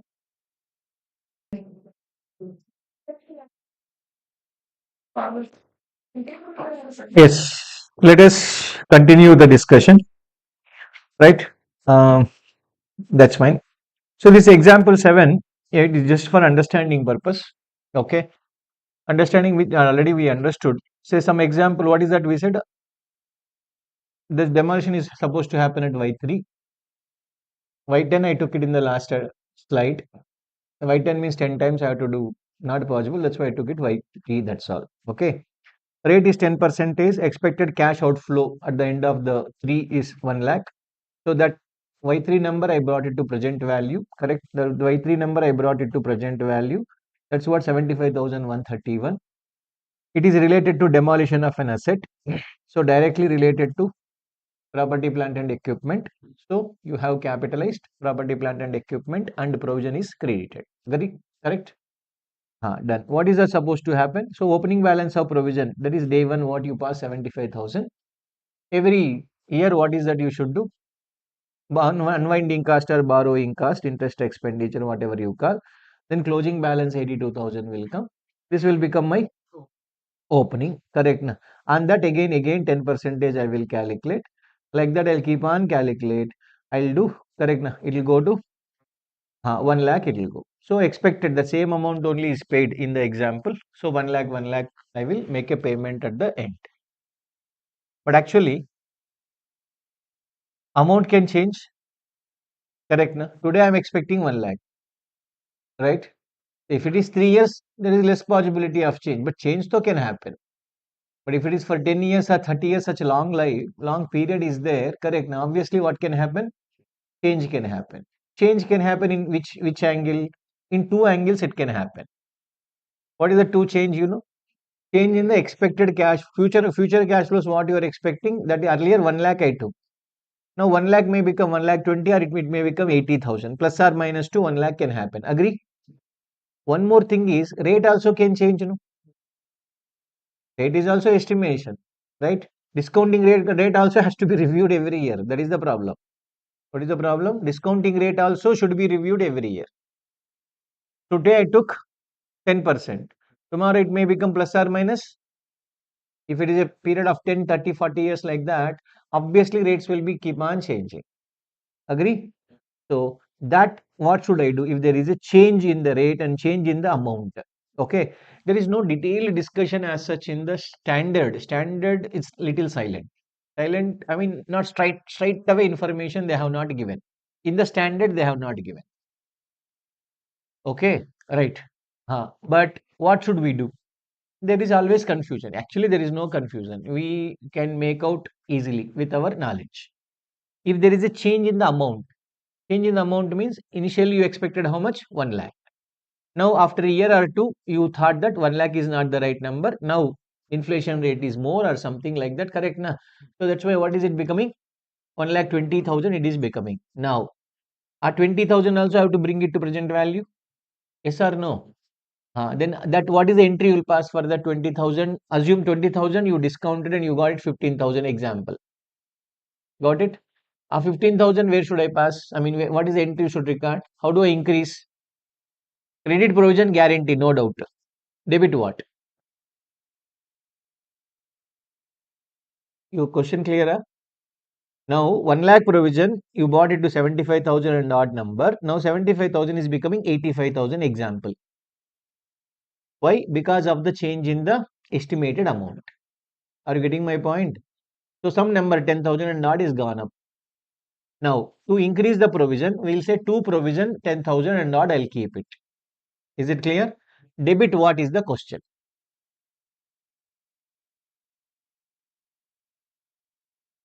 Debit PPE or debit expense? PPE sure? But directly PPE also not correct. Now how can you answer like that? First you should tell me, sir, initial entry how you recorded, tell me. The provision may be related to warranty also. Provision may be related to legal case also. Provision can be related to a number of things. PPE related also can be there. Correct na? So the answer is What you recorded initially. Have you initially charged it to P&L or have you added to the property, plant and equipment? Initially, if you have added to PPE, now also add it to PPE. Are you getting my point? Initially, I charge it as an expenditure, a warranty expense, legal expense, some expenditure. If you added something like that, now also it should hit the same classification. Getting my point? If there is a change in amount, initially whether it was debited to PPE in a question mark. If you say no, now you charge it to P&L. No, it was initially debited to PPE. Now also it should be debiting or crediting to PPE because changes plus and minus both can happen. Correct? Na? Sir, initially I debited to P&L. Now it will be debited or credited to P&L. Is this clear? Right. That is what important. So, right, steps to follow. The steps I have noted, this related question is not there in the textbook, but you can simply, if you want, I can calculate and just for knowledge purpose. Okay, that level has never happened from the day one of new syllabus Ind AS applicability to till date. What should I do? Got it? Got my point? Yeah. This here, with respect to one another auditor of another company, one big company, KSMCL. Financial statements are available in the and their audit report qualification also is available. They said no, it should go to P&L. It was added to the property, plant and equipment earlier. Got it? But now they came like the difference is there, increase in the provision is there. Now they are saying this should go to P&L. It was a big argument. Now we have considered, I mean all big fours also are in line with us, right? Except one particular auditor. Not only that he qualified opinion also. It is not just only conceptual discussion, it is leading to qualification. So discussion has happened at a serious level. No, this is 1,000 times correct, guaranteed. Okay. Earlier, what you have done, the same accounting is supposed to happen for increase or decrease in the provision amount. Got it? Now, next question should come to your mind. Think. Suppose change in the provision happened because of the rate change. Rate change also will be plus and minus, it lead or not. Now, what do you do? Now, how to discount is not because of the rate change. My 75,000 became 85,000 or 75,000 became 60,000. Now, how do you account that change? That's what my question. 10,000 will be accounted. Provision will be debited. Provision will be credited. Increase. Debit what is the question. Originally, why do I do initially? Rate change hai to. Rate change means rate will lead to discounting. Discounting means discounting will lead to interest expense only. Correct now. Because of the rate plus or minus, what is getting changed? Your interest expense will change. Yes or no? That's why now rate change in case happens, that difference you should book it as interest expense or interest income only. Are you catching my point? Because see, simple, amma. Simple if I take it like this. Yeah. So initially we have said like 1 lakh rupees is the amount. Right. Say example 10% and 3 years. That is why 75,181 something like that will come. This is the in the present value terms. Correct? Done. Now example. This is situation number 1. If it is 8 percentage, now in the leave it 8% wala forget. Now in this case what will happen, my dear? The difference of 1 lakh and 75,000, say that is round figure I am writing 25,000 rupees. I am 181, forget about it. 25,000 rupees will be booked as a finance cost or not over a period of time. Yes or no?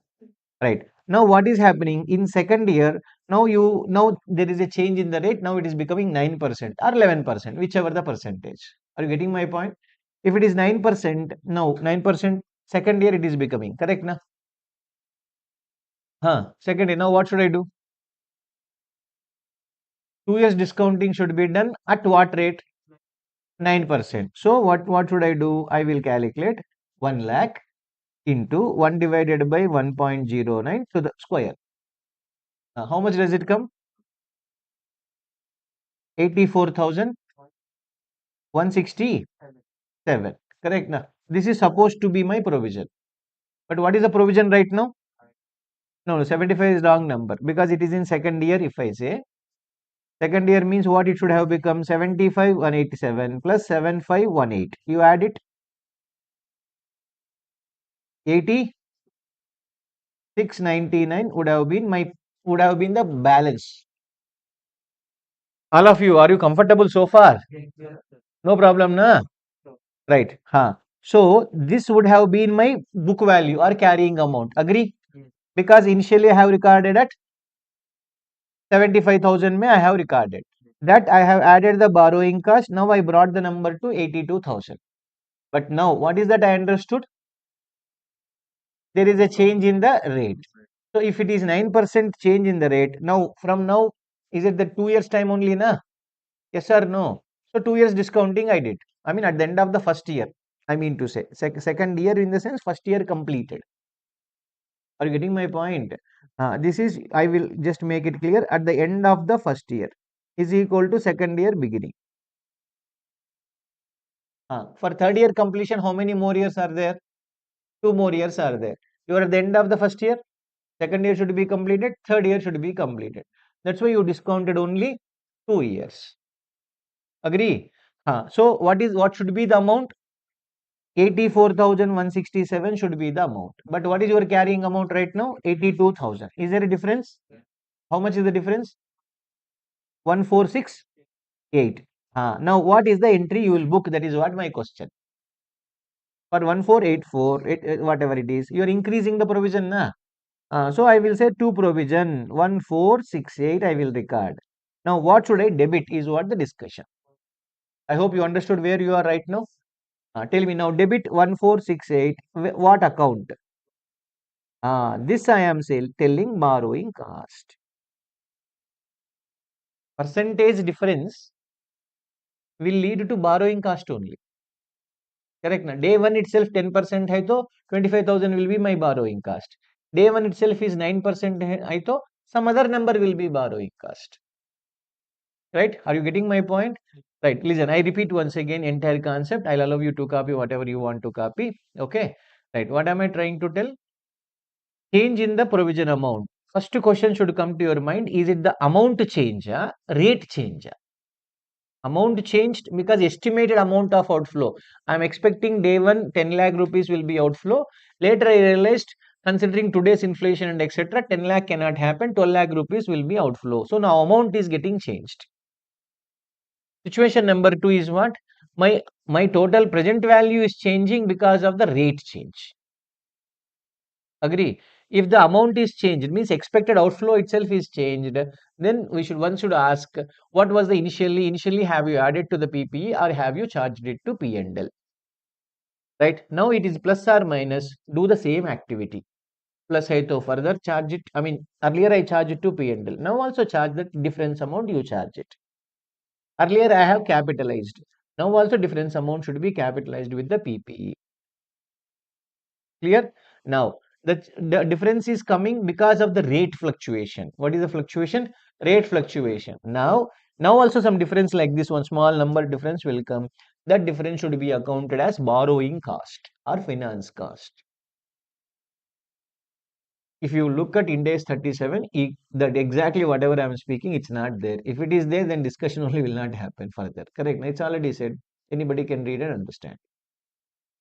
Okay, this is the fair and correct method.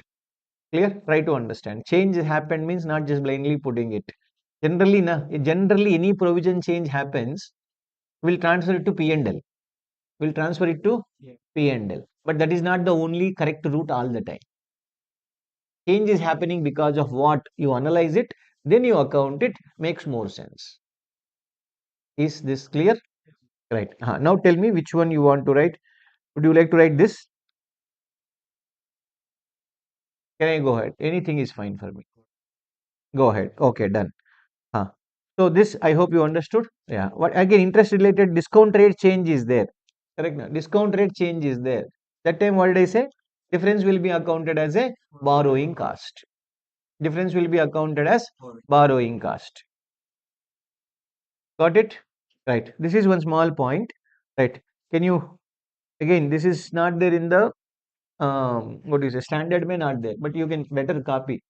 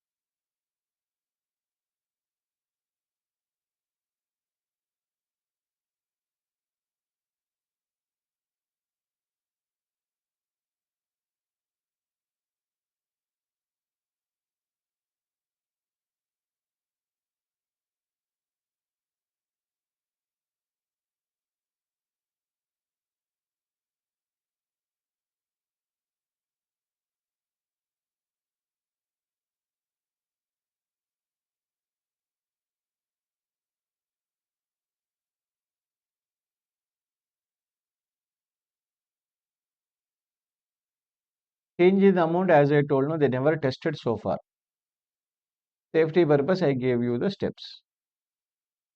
Okay, you must first you account for the unwinding. As you remember just now, 75,000 I added the 7,000, then I brought it to 82,000 number. Then what are you supposed to do? Bring the remaining amount and present value, bring it to present value on the date of change in estimation. That two numbers difference will be accounted as we discussed above. In case if they give any question by chance. Not expected, but still.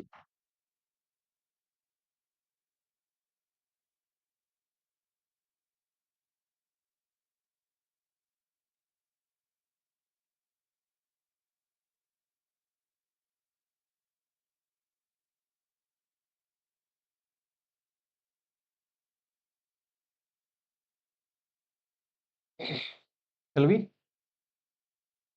Yeah.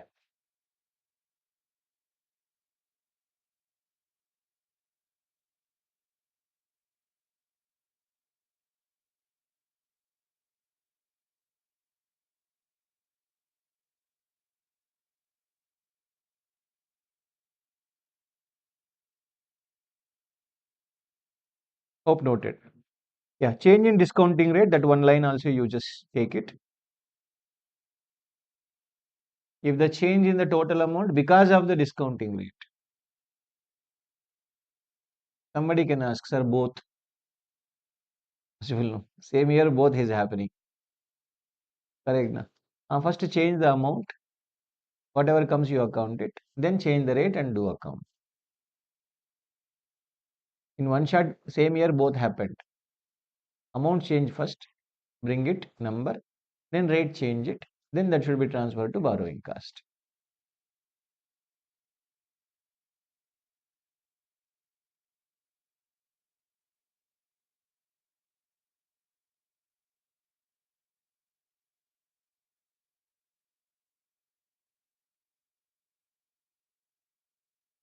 Shall we?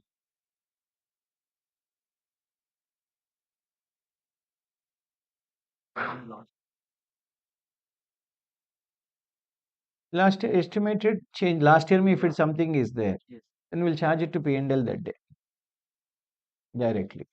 Because that day asset also gone. Then where do I capitalize? I cannot capitalize. Correct, na? Then if I capitalize, it has to be charged to P&L in the name of depreciation.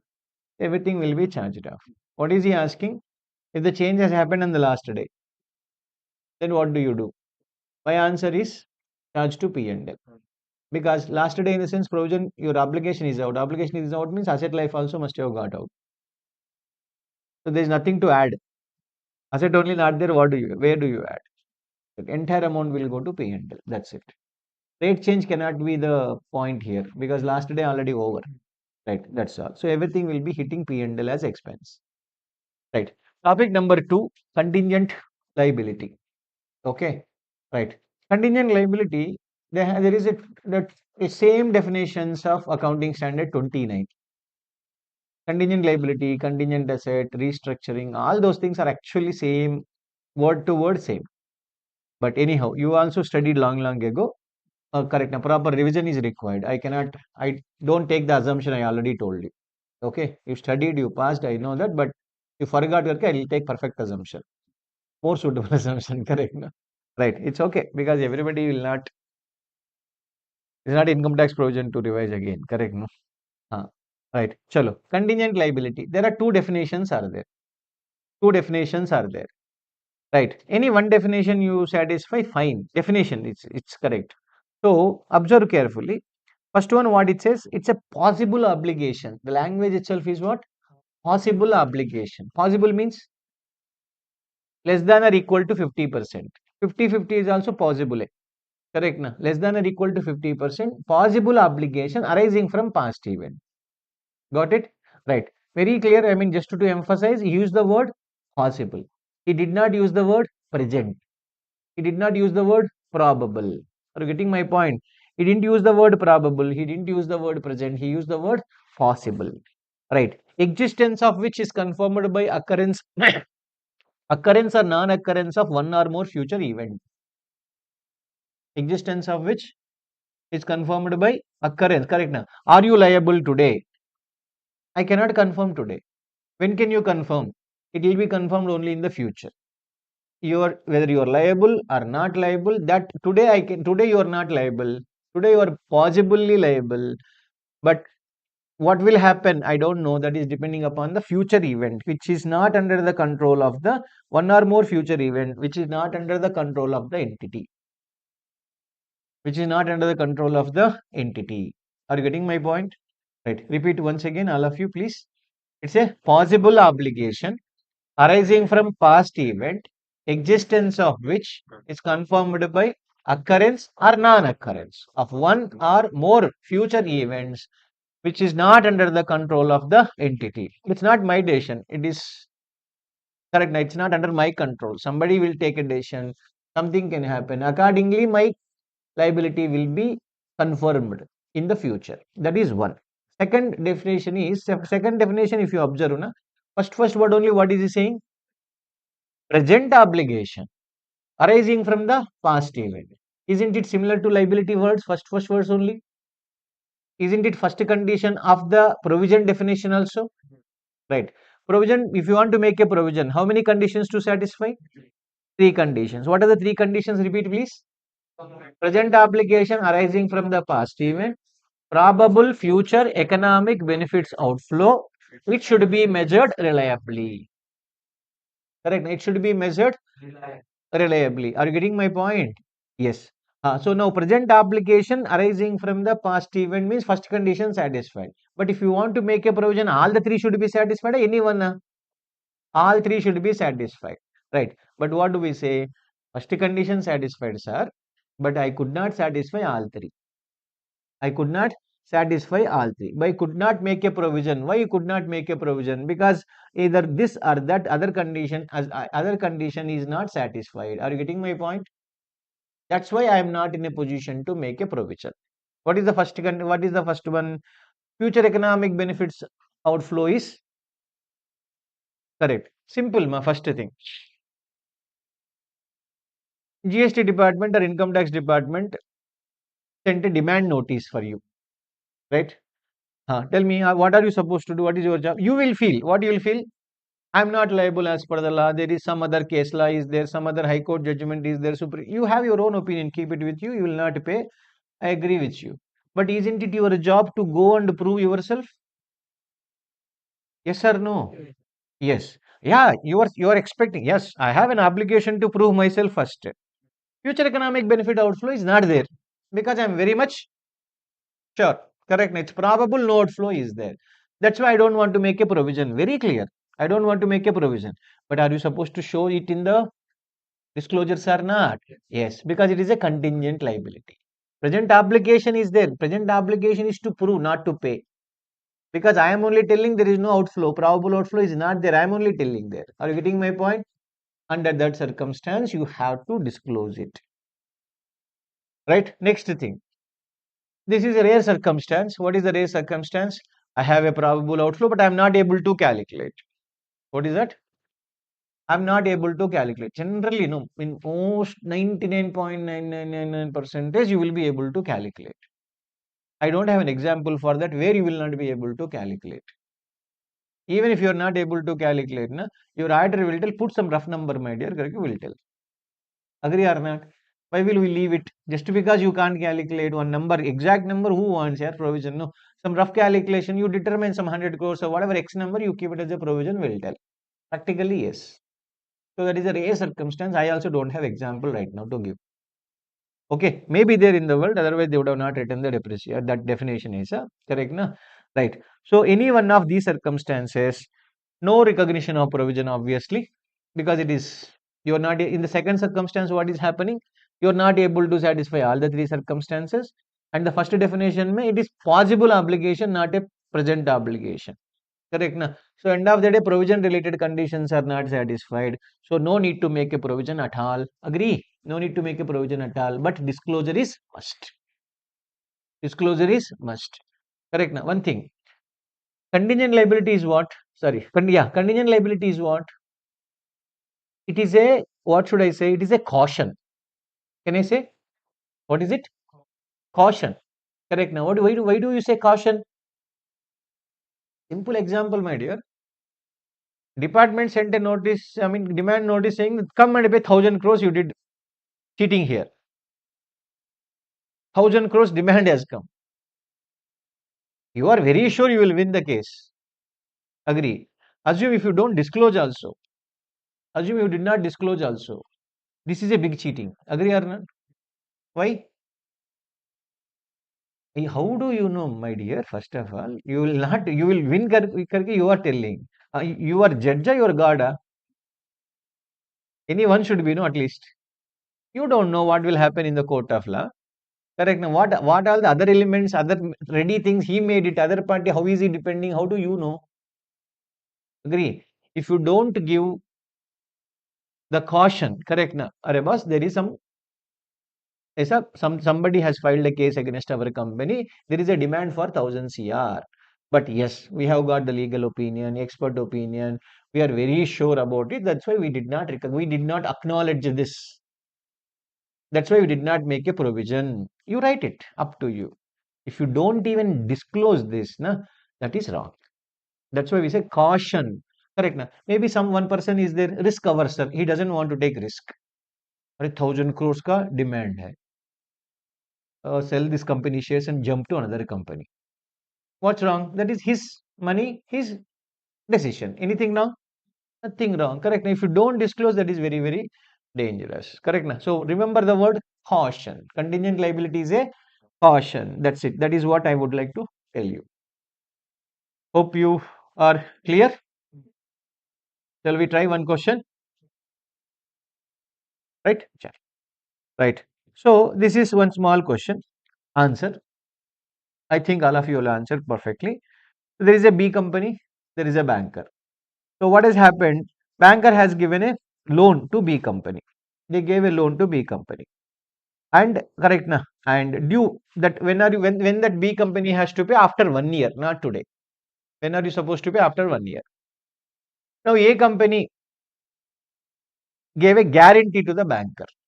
Yeah, obviously B company has approached A company. Arabas, you give the guarantee, then only banker will give a loan to me.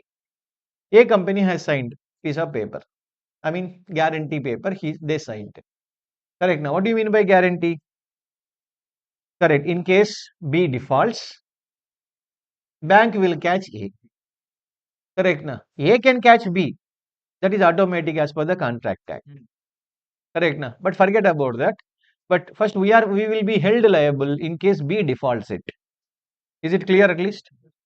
Correct. So now, what should I record in the books of? You are in the books of A Limited. You are in the books of A Limited. Is it a contingent liability or not? Yes or no? It's not a contingent liability, first thing. Okay, right. Now, if I directly tell, no, you will not listen. You will not record that in the mind. That's why I want to tell entirely and tell no. Got it? Right. Is it? It is not a contingent liability as per Ind AS. You remember I used one word, financial guarantee contract. Yesterday or day before. Yesterday I didn't use, day before I used. What is the word? Financial guarantee. This is financial guarantee only. Is it directly money related guarantee or not? Not a performance guarantee. Getting my point? It is a financial guarantee.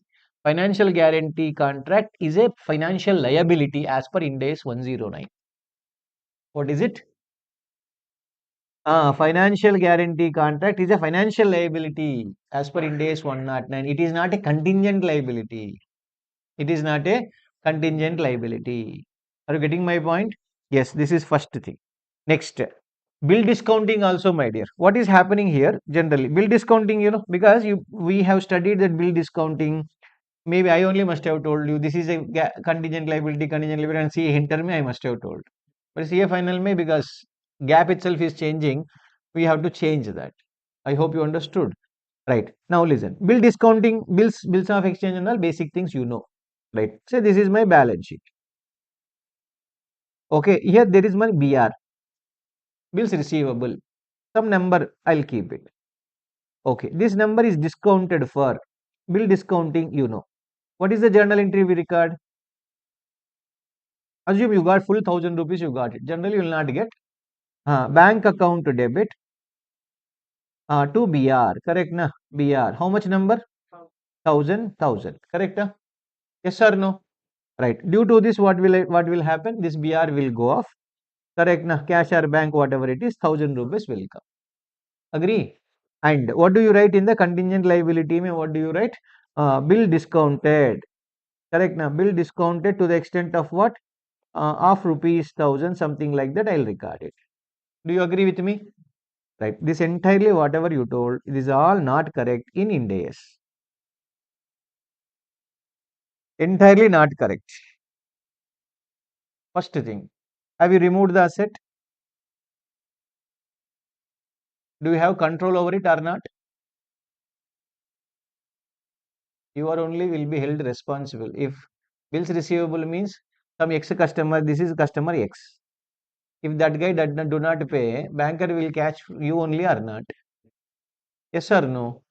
Then how can you say I don't have any relation with this BR karke, you can close it and go?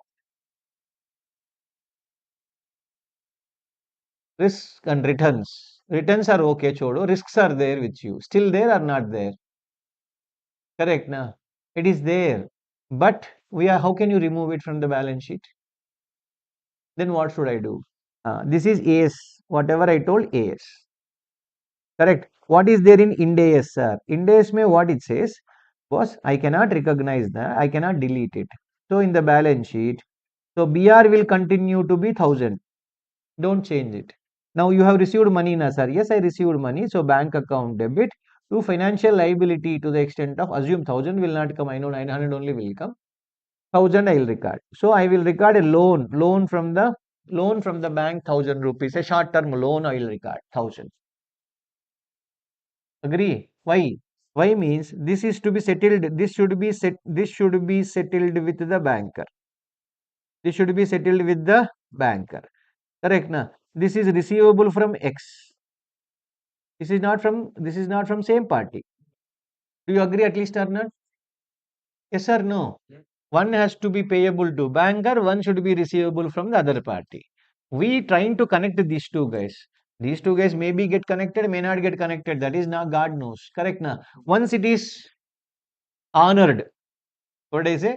Once it is honored. Honored means X paid correctly to banker.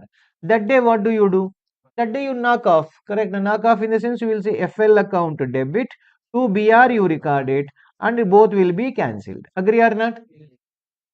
Sir, that fellow did not dishonored. He did not pay, sir. First you have to pay the liability amount to the banker or not? Then FL account debit to bank, you clear it. Correct na? BR will be turned to debtor and you fight for him. Correct na? Fight with him and get the money later. Or make a provision for doubtful debts. Or bad debts. Anything you do it. Have you understood? Tell me which is correct. ASA in LASA. Obviously correct, no. You will understand after learning in days what you did all bakwas. Correct. All nonsense we did. That doesn't really give the real picture. It's writing something. Correct, na? It should give the fact. We were not writing that fact. Understand? That's why we told in the ASB meeting, some other meeting, may internationally, my dear, two gaps. Forget about those three countries. Entire world I'll consider. IFRS. One more gap is there. SME IFRS. Or IFRS for SME name. What is this? This IFRS, these mistakes will not happen in even at SME, IFRS for SME. In line with. It is even though less in number of pages and etc. easy to do, but such errors are not there. I mean, presentation will become more correct, better. Why you need to follow accounting standard? Apply no. Accounting standards only delete karo. IFRS for SME you imply it. Ind AS for SME like that you something you bring a new format and follow that. It will be simpler. It's not expensive. It is not expensive. Any normal accountant can follow that. You don't need to have high-fi knowledge. I told na 280 pages data ma. Agree. That is not even one standard of Ind AS or big standard 109. Got it? Only 280. Anybody can read and very simple and plain understanding. Easy, not expensive. Everywhere they'll tell. Fair value we are suggesting. If you feel that it is expensive, then don't do it fair value. Come to cost. Fair value they did not make it mandatory. Lot of exemptions, applications are given. Internationally, people are following. Someday will also follow. Okay, right. Huh. So I hope you understood now why bill discounting is also not okay. Bill discounted with the banker, correct? Now is also not a contingent liability. Why not a contingent liability? Are boss, whatever banker has given you recording as a liability, na? When already is a liability, then where is the point of contingent liability? Agree? So remember once again I am telling you a guarantee, loan guarantee if somebody gives, that is not correct na. And bill discounting is also no, because generally contingent liability means here contingent liability means only normal possibilities what legal cases only will come. Other than that, rarely it will come. Right. One more question. It came to mind. What about performance guarantee given by the company? We did one project. What did I do? One project. It's not a small thing. It's a big scale project I did. And we told 1 2 years performance guarantee we gave to the customer. Have you seen performance guarantee in the balance sheets, contingent liability by any chance? I mean, to the extent of your claims you saw. People are regarding that also. How it is contingent liability? Are you giving a guarantee on behalf of somebody? Yeah? No, no, you did the job, you are only giving the guarantee. Are you getting my point? Right? If something is there, then you should make a provision for that. Like warranty provision, something. Are you expecting my point? Based on the probability of occurrence of that, you should make a provision. But contingent liability, it is not a contingent liability. Guarantee means something on behalf of somebody's, I gave something. Not on my work, I will not give guarantee. That I can give guarantee, that is called warranty.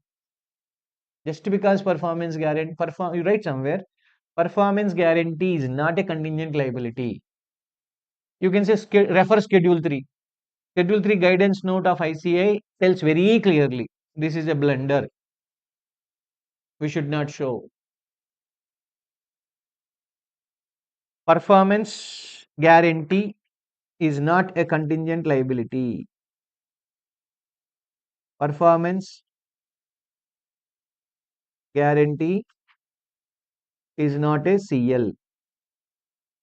Right. Clearly guided by ICAI guidance note on Schedule 3. Very clear guidance is there, information is there. Performance guarantee don't show as a contingent liability because it is not. That's it. Shall we go ahead? Right? Now, this one small example. Legal case, this you will people will tell very very clearly. So what is the lawyer's opinion? First circumstance, my dear, there is 70% chance to win. Huh. Correct. Now, whenever there is a case, no, all cases, unless until it is a remote case, remote circumstance with respect to case, no, generally you cannot tell remote. Till the time judgment comes, no, you cannot confirm that. So contingent liability disclosure is required. Okay, right. So 30% chance to lose. Correct. Don't make a provision, but disclose it as a contingent liability. This we discussed number of times on the same matter. Correct. No? Now, contingent asset is my topic. Contingent asset means what is happening?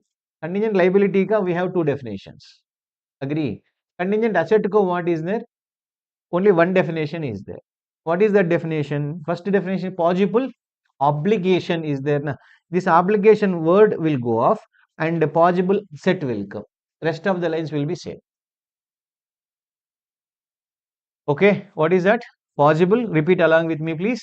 Possible asset arising from the past event, existence of which will be confirmed by occurrence or non-occurrence of one or more future events. That's all. Not under the control of the entity. Okay, right. Do it right first. This is like example like where we filed a case against somebody. Right. Yesterday also you saw one contingent asset. Yesterday we saw one contingent asset. What is that? We filed a, I mean, what is that? Custom duty, duty drawback. Duty drawback is there within 15 days you have to file. Afterwards it will go to discretion of the officer. Agree? Correct. Now it depends. Now, do you get the money? Possible. Why? It is discretion of the officer. Can you confirm? How can I confirm? Till the date he does not approve, I cannot confirm. He can approve my claim or he may disapprove my claim. If it approve, I'll get. If do not approve, do not get. Agree? Right. So, does it satisfy my the definition of possible asset or not? Yes, it is receivable. I mean, the confirmation, I cannot do confirmation, but depends upon the actions of some other party. Not under my control. It is the other customs department officers. It is under the control of customs department officer. Are you getting my point? That is contingent asset we spoke yesterday. Correct? Right. Or we filed a case against somebody where our lawyer is saying we'll win the case. Tell me here, my lawyer is telling 80% guarantee will win the case. What do you do? Generally, politicians, they'll file defamation case.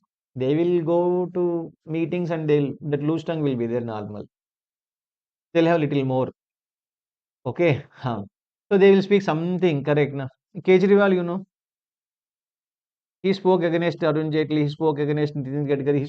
He did not speak that list is small on anybody. He must have spoken on everybody. Correct. Na? Defamation case filed by all the parties.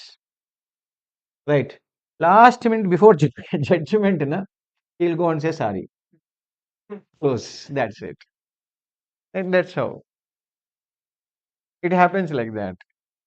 Got it? And they will also withdraw withdraw the case. Like it always happens in that fashion. Now, one more thing. If somebody we filed a case against somebody. Our lawyer is telling what? We'll win 80% chance. Correct. Shall I recognize the asset? Is it a probable asset or not? Lawyer said how much percentage? 80 is probable or possible? Probable. So shall I recognize the asset? Liar in Gada. How will you know? Last minute decision comes in. See, simple thing, Nana. If you recognize the asset, what is the entry you record? Tell me first. Asset account debit, I know. Credit what? Income only, no. Where else it can go? Yes or no? Tomorrow you lost the case. Now what will happen? Reverse. Reverse means income will become expenditure. So today you have inflated your profit. Tomorrow you are reversing the profit. You are showing loss. Isn't it you are playing with income? That's why standard says, no, my dear, unless until there is a virtual certainty, pakka, judgment has come, some confirmation is there, otherwise don't recognize the asset. That time it is not contingent asset, directly asset. Understood my point? So that's what the point. Is it right? First question, is it possible, probable, or certain? Contingent asset, is it possible, probable, certain? Sir, it is possible. Don't disclose, don't recognize. Don't do anything. Possible. What is the point to correct now? Possible means less than 50% chance. Why should I write somewhere? Why should I inform this? Let it come and inform no later. What is the problem? If it comes, we'll inform. If it do not come, leave it. Next, if it is probable, then you have to disclose it. Again, listen.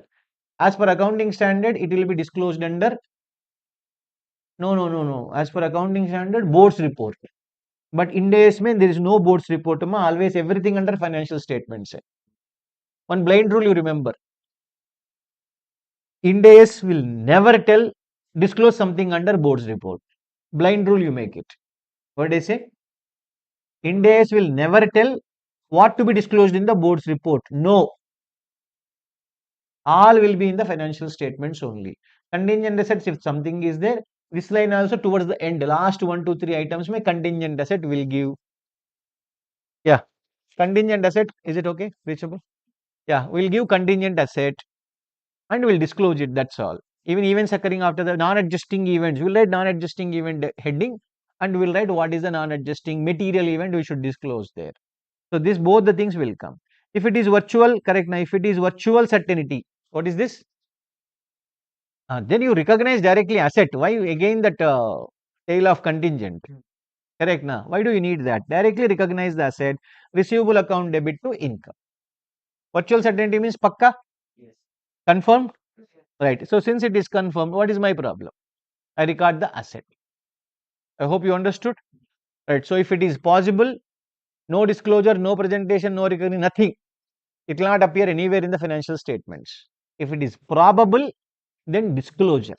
My lawyer is telling 80%, that's why I'm just information I am giving. Let it be confirmed by the judge also. Agree my point? Correct. Now, discretion of the officer, karke we told. Why you are okay? Maybe your officer has some such kind of 10 applications, may 8 applications he has approved. If your bad luck is very good, you will be in the 20% chance. Agree my point? Right? It depends upon his mood and etc. Something correct, na? Right. That is the point. Right. One question. Same thing question here. I don't want to repeat this. Same question, no? Yesterday, what you saw? Have you noted this backside? This one? Would you like? Or you will write together everything? All right, done. Yeah, this example question I already gave it, discussed yesterday only. Let's clear this topic number 4, reimbursement of asset. Okay, don't underestimate. This also has been tested recently in last 2 attempts or third attempt. In 2025 only they asked this question also. Reimbursement asset. Straight away we can go to that question is there in your material. Fine. Yeah. So be careful. Reimbursement asset. Listen. I mean, when do you say I will get the reimbursement? Reimbursement means what? Tell me, pa. You will get the reimbursement from the client, no? Yes or no, yeah? Correct, no? Because you will be traveling. You must have had food at the client's place. Correct, na? Suppose you went out of station, there also assume, generally won't happen, assume you only booked the hotel and you only paid, then you submitted the bill, then you will get the reimbursement from your office or their office, something will happen. Agree, na? This is normal. Right. Now, reimbursement asset, when do you say that it is receivable to me? Once you paid from your pocket, it is receivable. Correct, na? Not that is your articleship may correct. Okay. Right, I agree with you. But generally in the practical scenario, may suppose for your firm has to bill it to the client. Client has to pay. Correct. Na? From the firm angle also, firm has spent it directly. Either firm spent or you agent of firm, you spent it, you are getting the one. If it is already not mentioned in the initial engagement letter, doubt. Correct. Now that's why when you send the engagement letter, what do you say? My audit fees plus GST plus reimbursement expenses in actual. Do you write these words? We have to write. If you suppose it's not there, our client did not accept initially. Even if you send bill, he'll not pay money. Agree na? So it should be contractually agreed or not? Till the time it is not agreed, you cannot recognize this asset. Receivable, you cannot recognize. You should charge it off. That's why here also, what do we say? Virtual certainty for the receipt is there, then you recognize as an asset. Virtual certainty in the sense, pakka.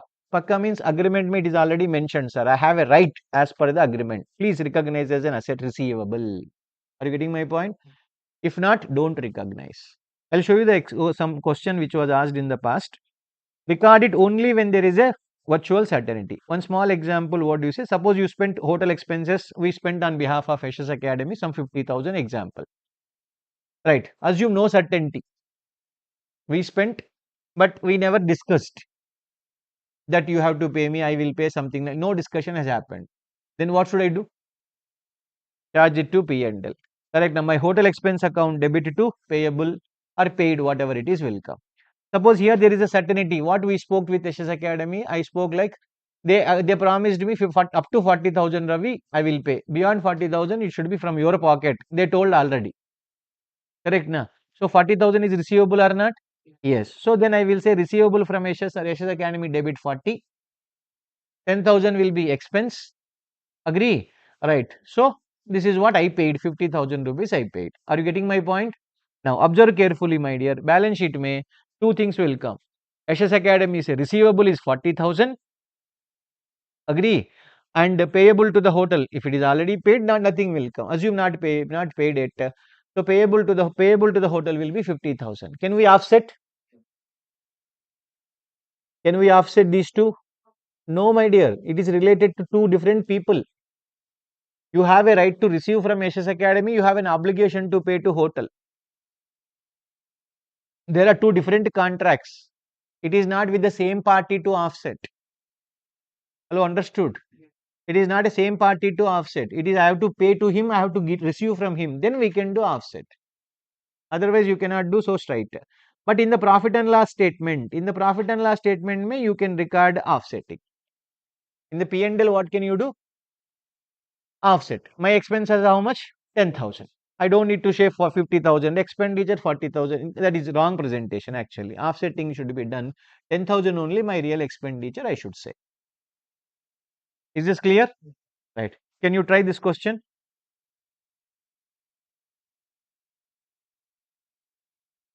X Beauty Solutions Limited is selling some cosmetic products under the brand name of B. Okay.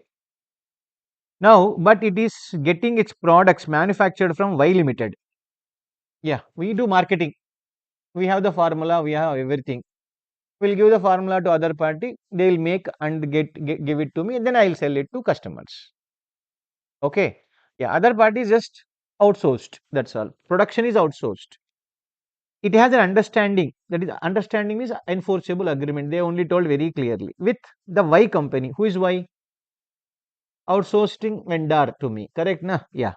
So that if the company becomes liable for any damage of the claims, am I manufacturing? X company? No. Who is manufacturing? Y.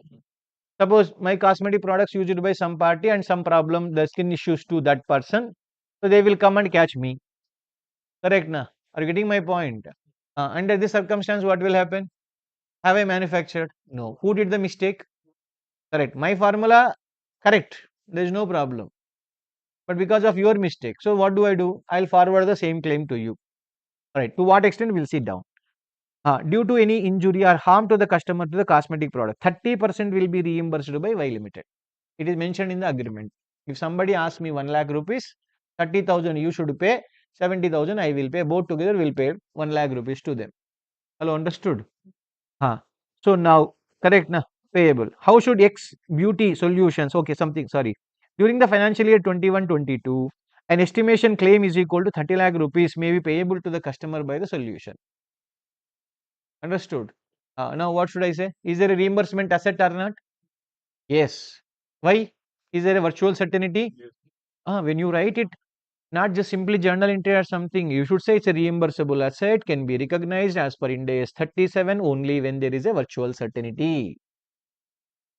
That should be your drafting style. Understood? In the given circumstance, it is as it is very clearly mentioned in the agreement, enforceable agreement, the company has a right. So the company is making a provision for 30 lakh rupees. Correct, na? 30 lakh rupees will be provision, and out of that 30% means 9 lakh rupees. 9 lakh rupees will be receivable from Y Limited, and balance 21 lakh will be my expenses. Agree? That's all. That is, if you write it like that, the marks will come. Don't need to write whatever is there in ICA material, so much, that much is not necessary to write. Right to the point, you can give standard name, provisions wording should come. Correct, na? This is a provision, na? Provision related also one line. Provision with uncertain amount and uncertain timing.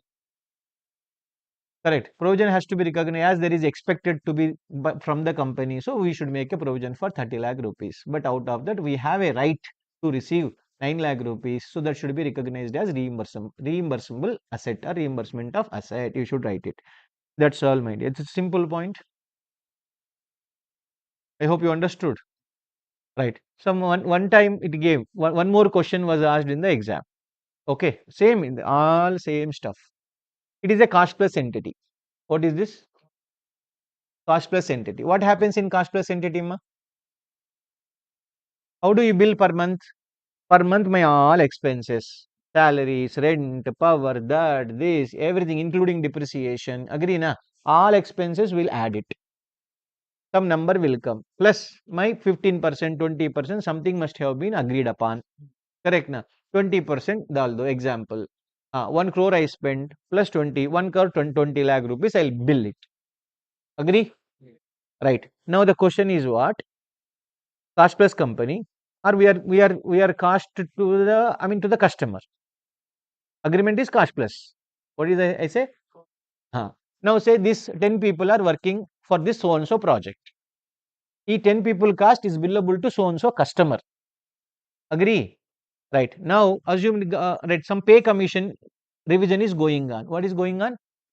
Pay commission. Pay commission may what will happen? Whatever they right now salary may be increased. Maybe what? Increased. That has to correct na. Now it is already entered. It is already mentioned. If there is a revision in the pay commission, that also is billable to the customer only. What they say? Because these 10 guys are working for this project only, na. So the suddenly increase is not for the current year, not prospective, my dear. It is for the last 3-4 years. I have to make the payment. Is it billable to customer? Yes. That means is it receivable from the party? Are you getting my point? And so and so company, what they did, pay commission related provision they made, expecting that we are supposed to make a payment to them. A pay commission provision they made, but there is a right also for you to receive from the same amount, na? Yes or no?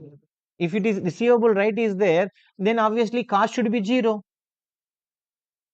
Receivable account debit to provision account. Hello, understood? Where is the point of expense? Actually, you will get a profit also. Because when I pay excess 10 lakh rupees salary excess, if I pay them, I will bill 10 lakh or 12 lakh. 12 lakh chod do. At least 10 lakh is receivable, na? Yes or no? But they booked only full of provision they booked. Receivable they did not book. But when you have a right as per the agreement to receive the money from the client, why are you not booking? Why are you booking the expenditure? Agree? So your actually profit is, I mean, less value, correct? Na? I mean, profit you are showed lesser amount because more expenditure is booked. Correct? Na? That is not correct. I mean, but the way they drafted the question, no, it is like 1.5 page of your ICA format. By the time you read, you will forget where are we. The way the style they draft it, no, they'll confuse you by drafting so big. It's very straight and simple question. It is a cost plus entity. Whatever excess amount I'll pay in the future, that is also billable. Okay, when I'm making a provision, that means you have a right to receive it from the client also. Since it is agreement may mentioned, then record the reimbursable asset and make the provision as well. Are you getting my point? Yes. It's okay. We'll see this. There are two more small topics are there. That is restructuring provision and owner's contract. And we have to solve some 4-5 sums. Even though we solve so many other sums, in addition to that, some good sums are there. Lengthy in the sense question is lengthy, answer is not lengthy. We'll see. In your concept book, you bring tomorrow, not concept book, practice book, you bring mandatorily bring it tomorrow. From there, we'll be doing, right. We'll enter into Ind AS 8. Ind AS 8. What is Ind AS 8? Where retrospective restatement, retrospective application of accounting policy, prior period error, all those concepts will be covered tomorrow. Okay? Right. See you guys.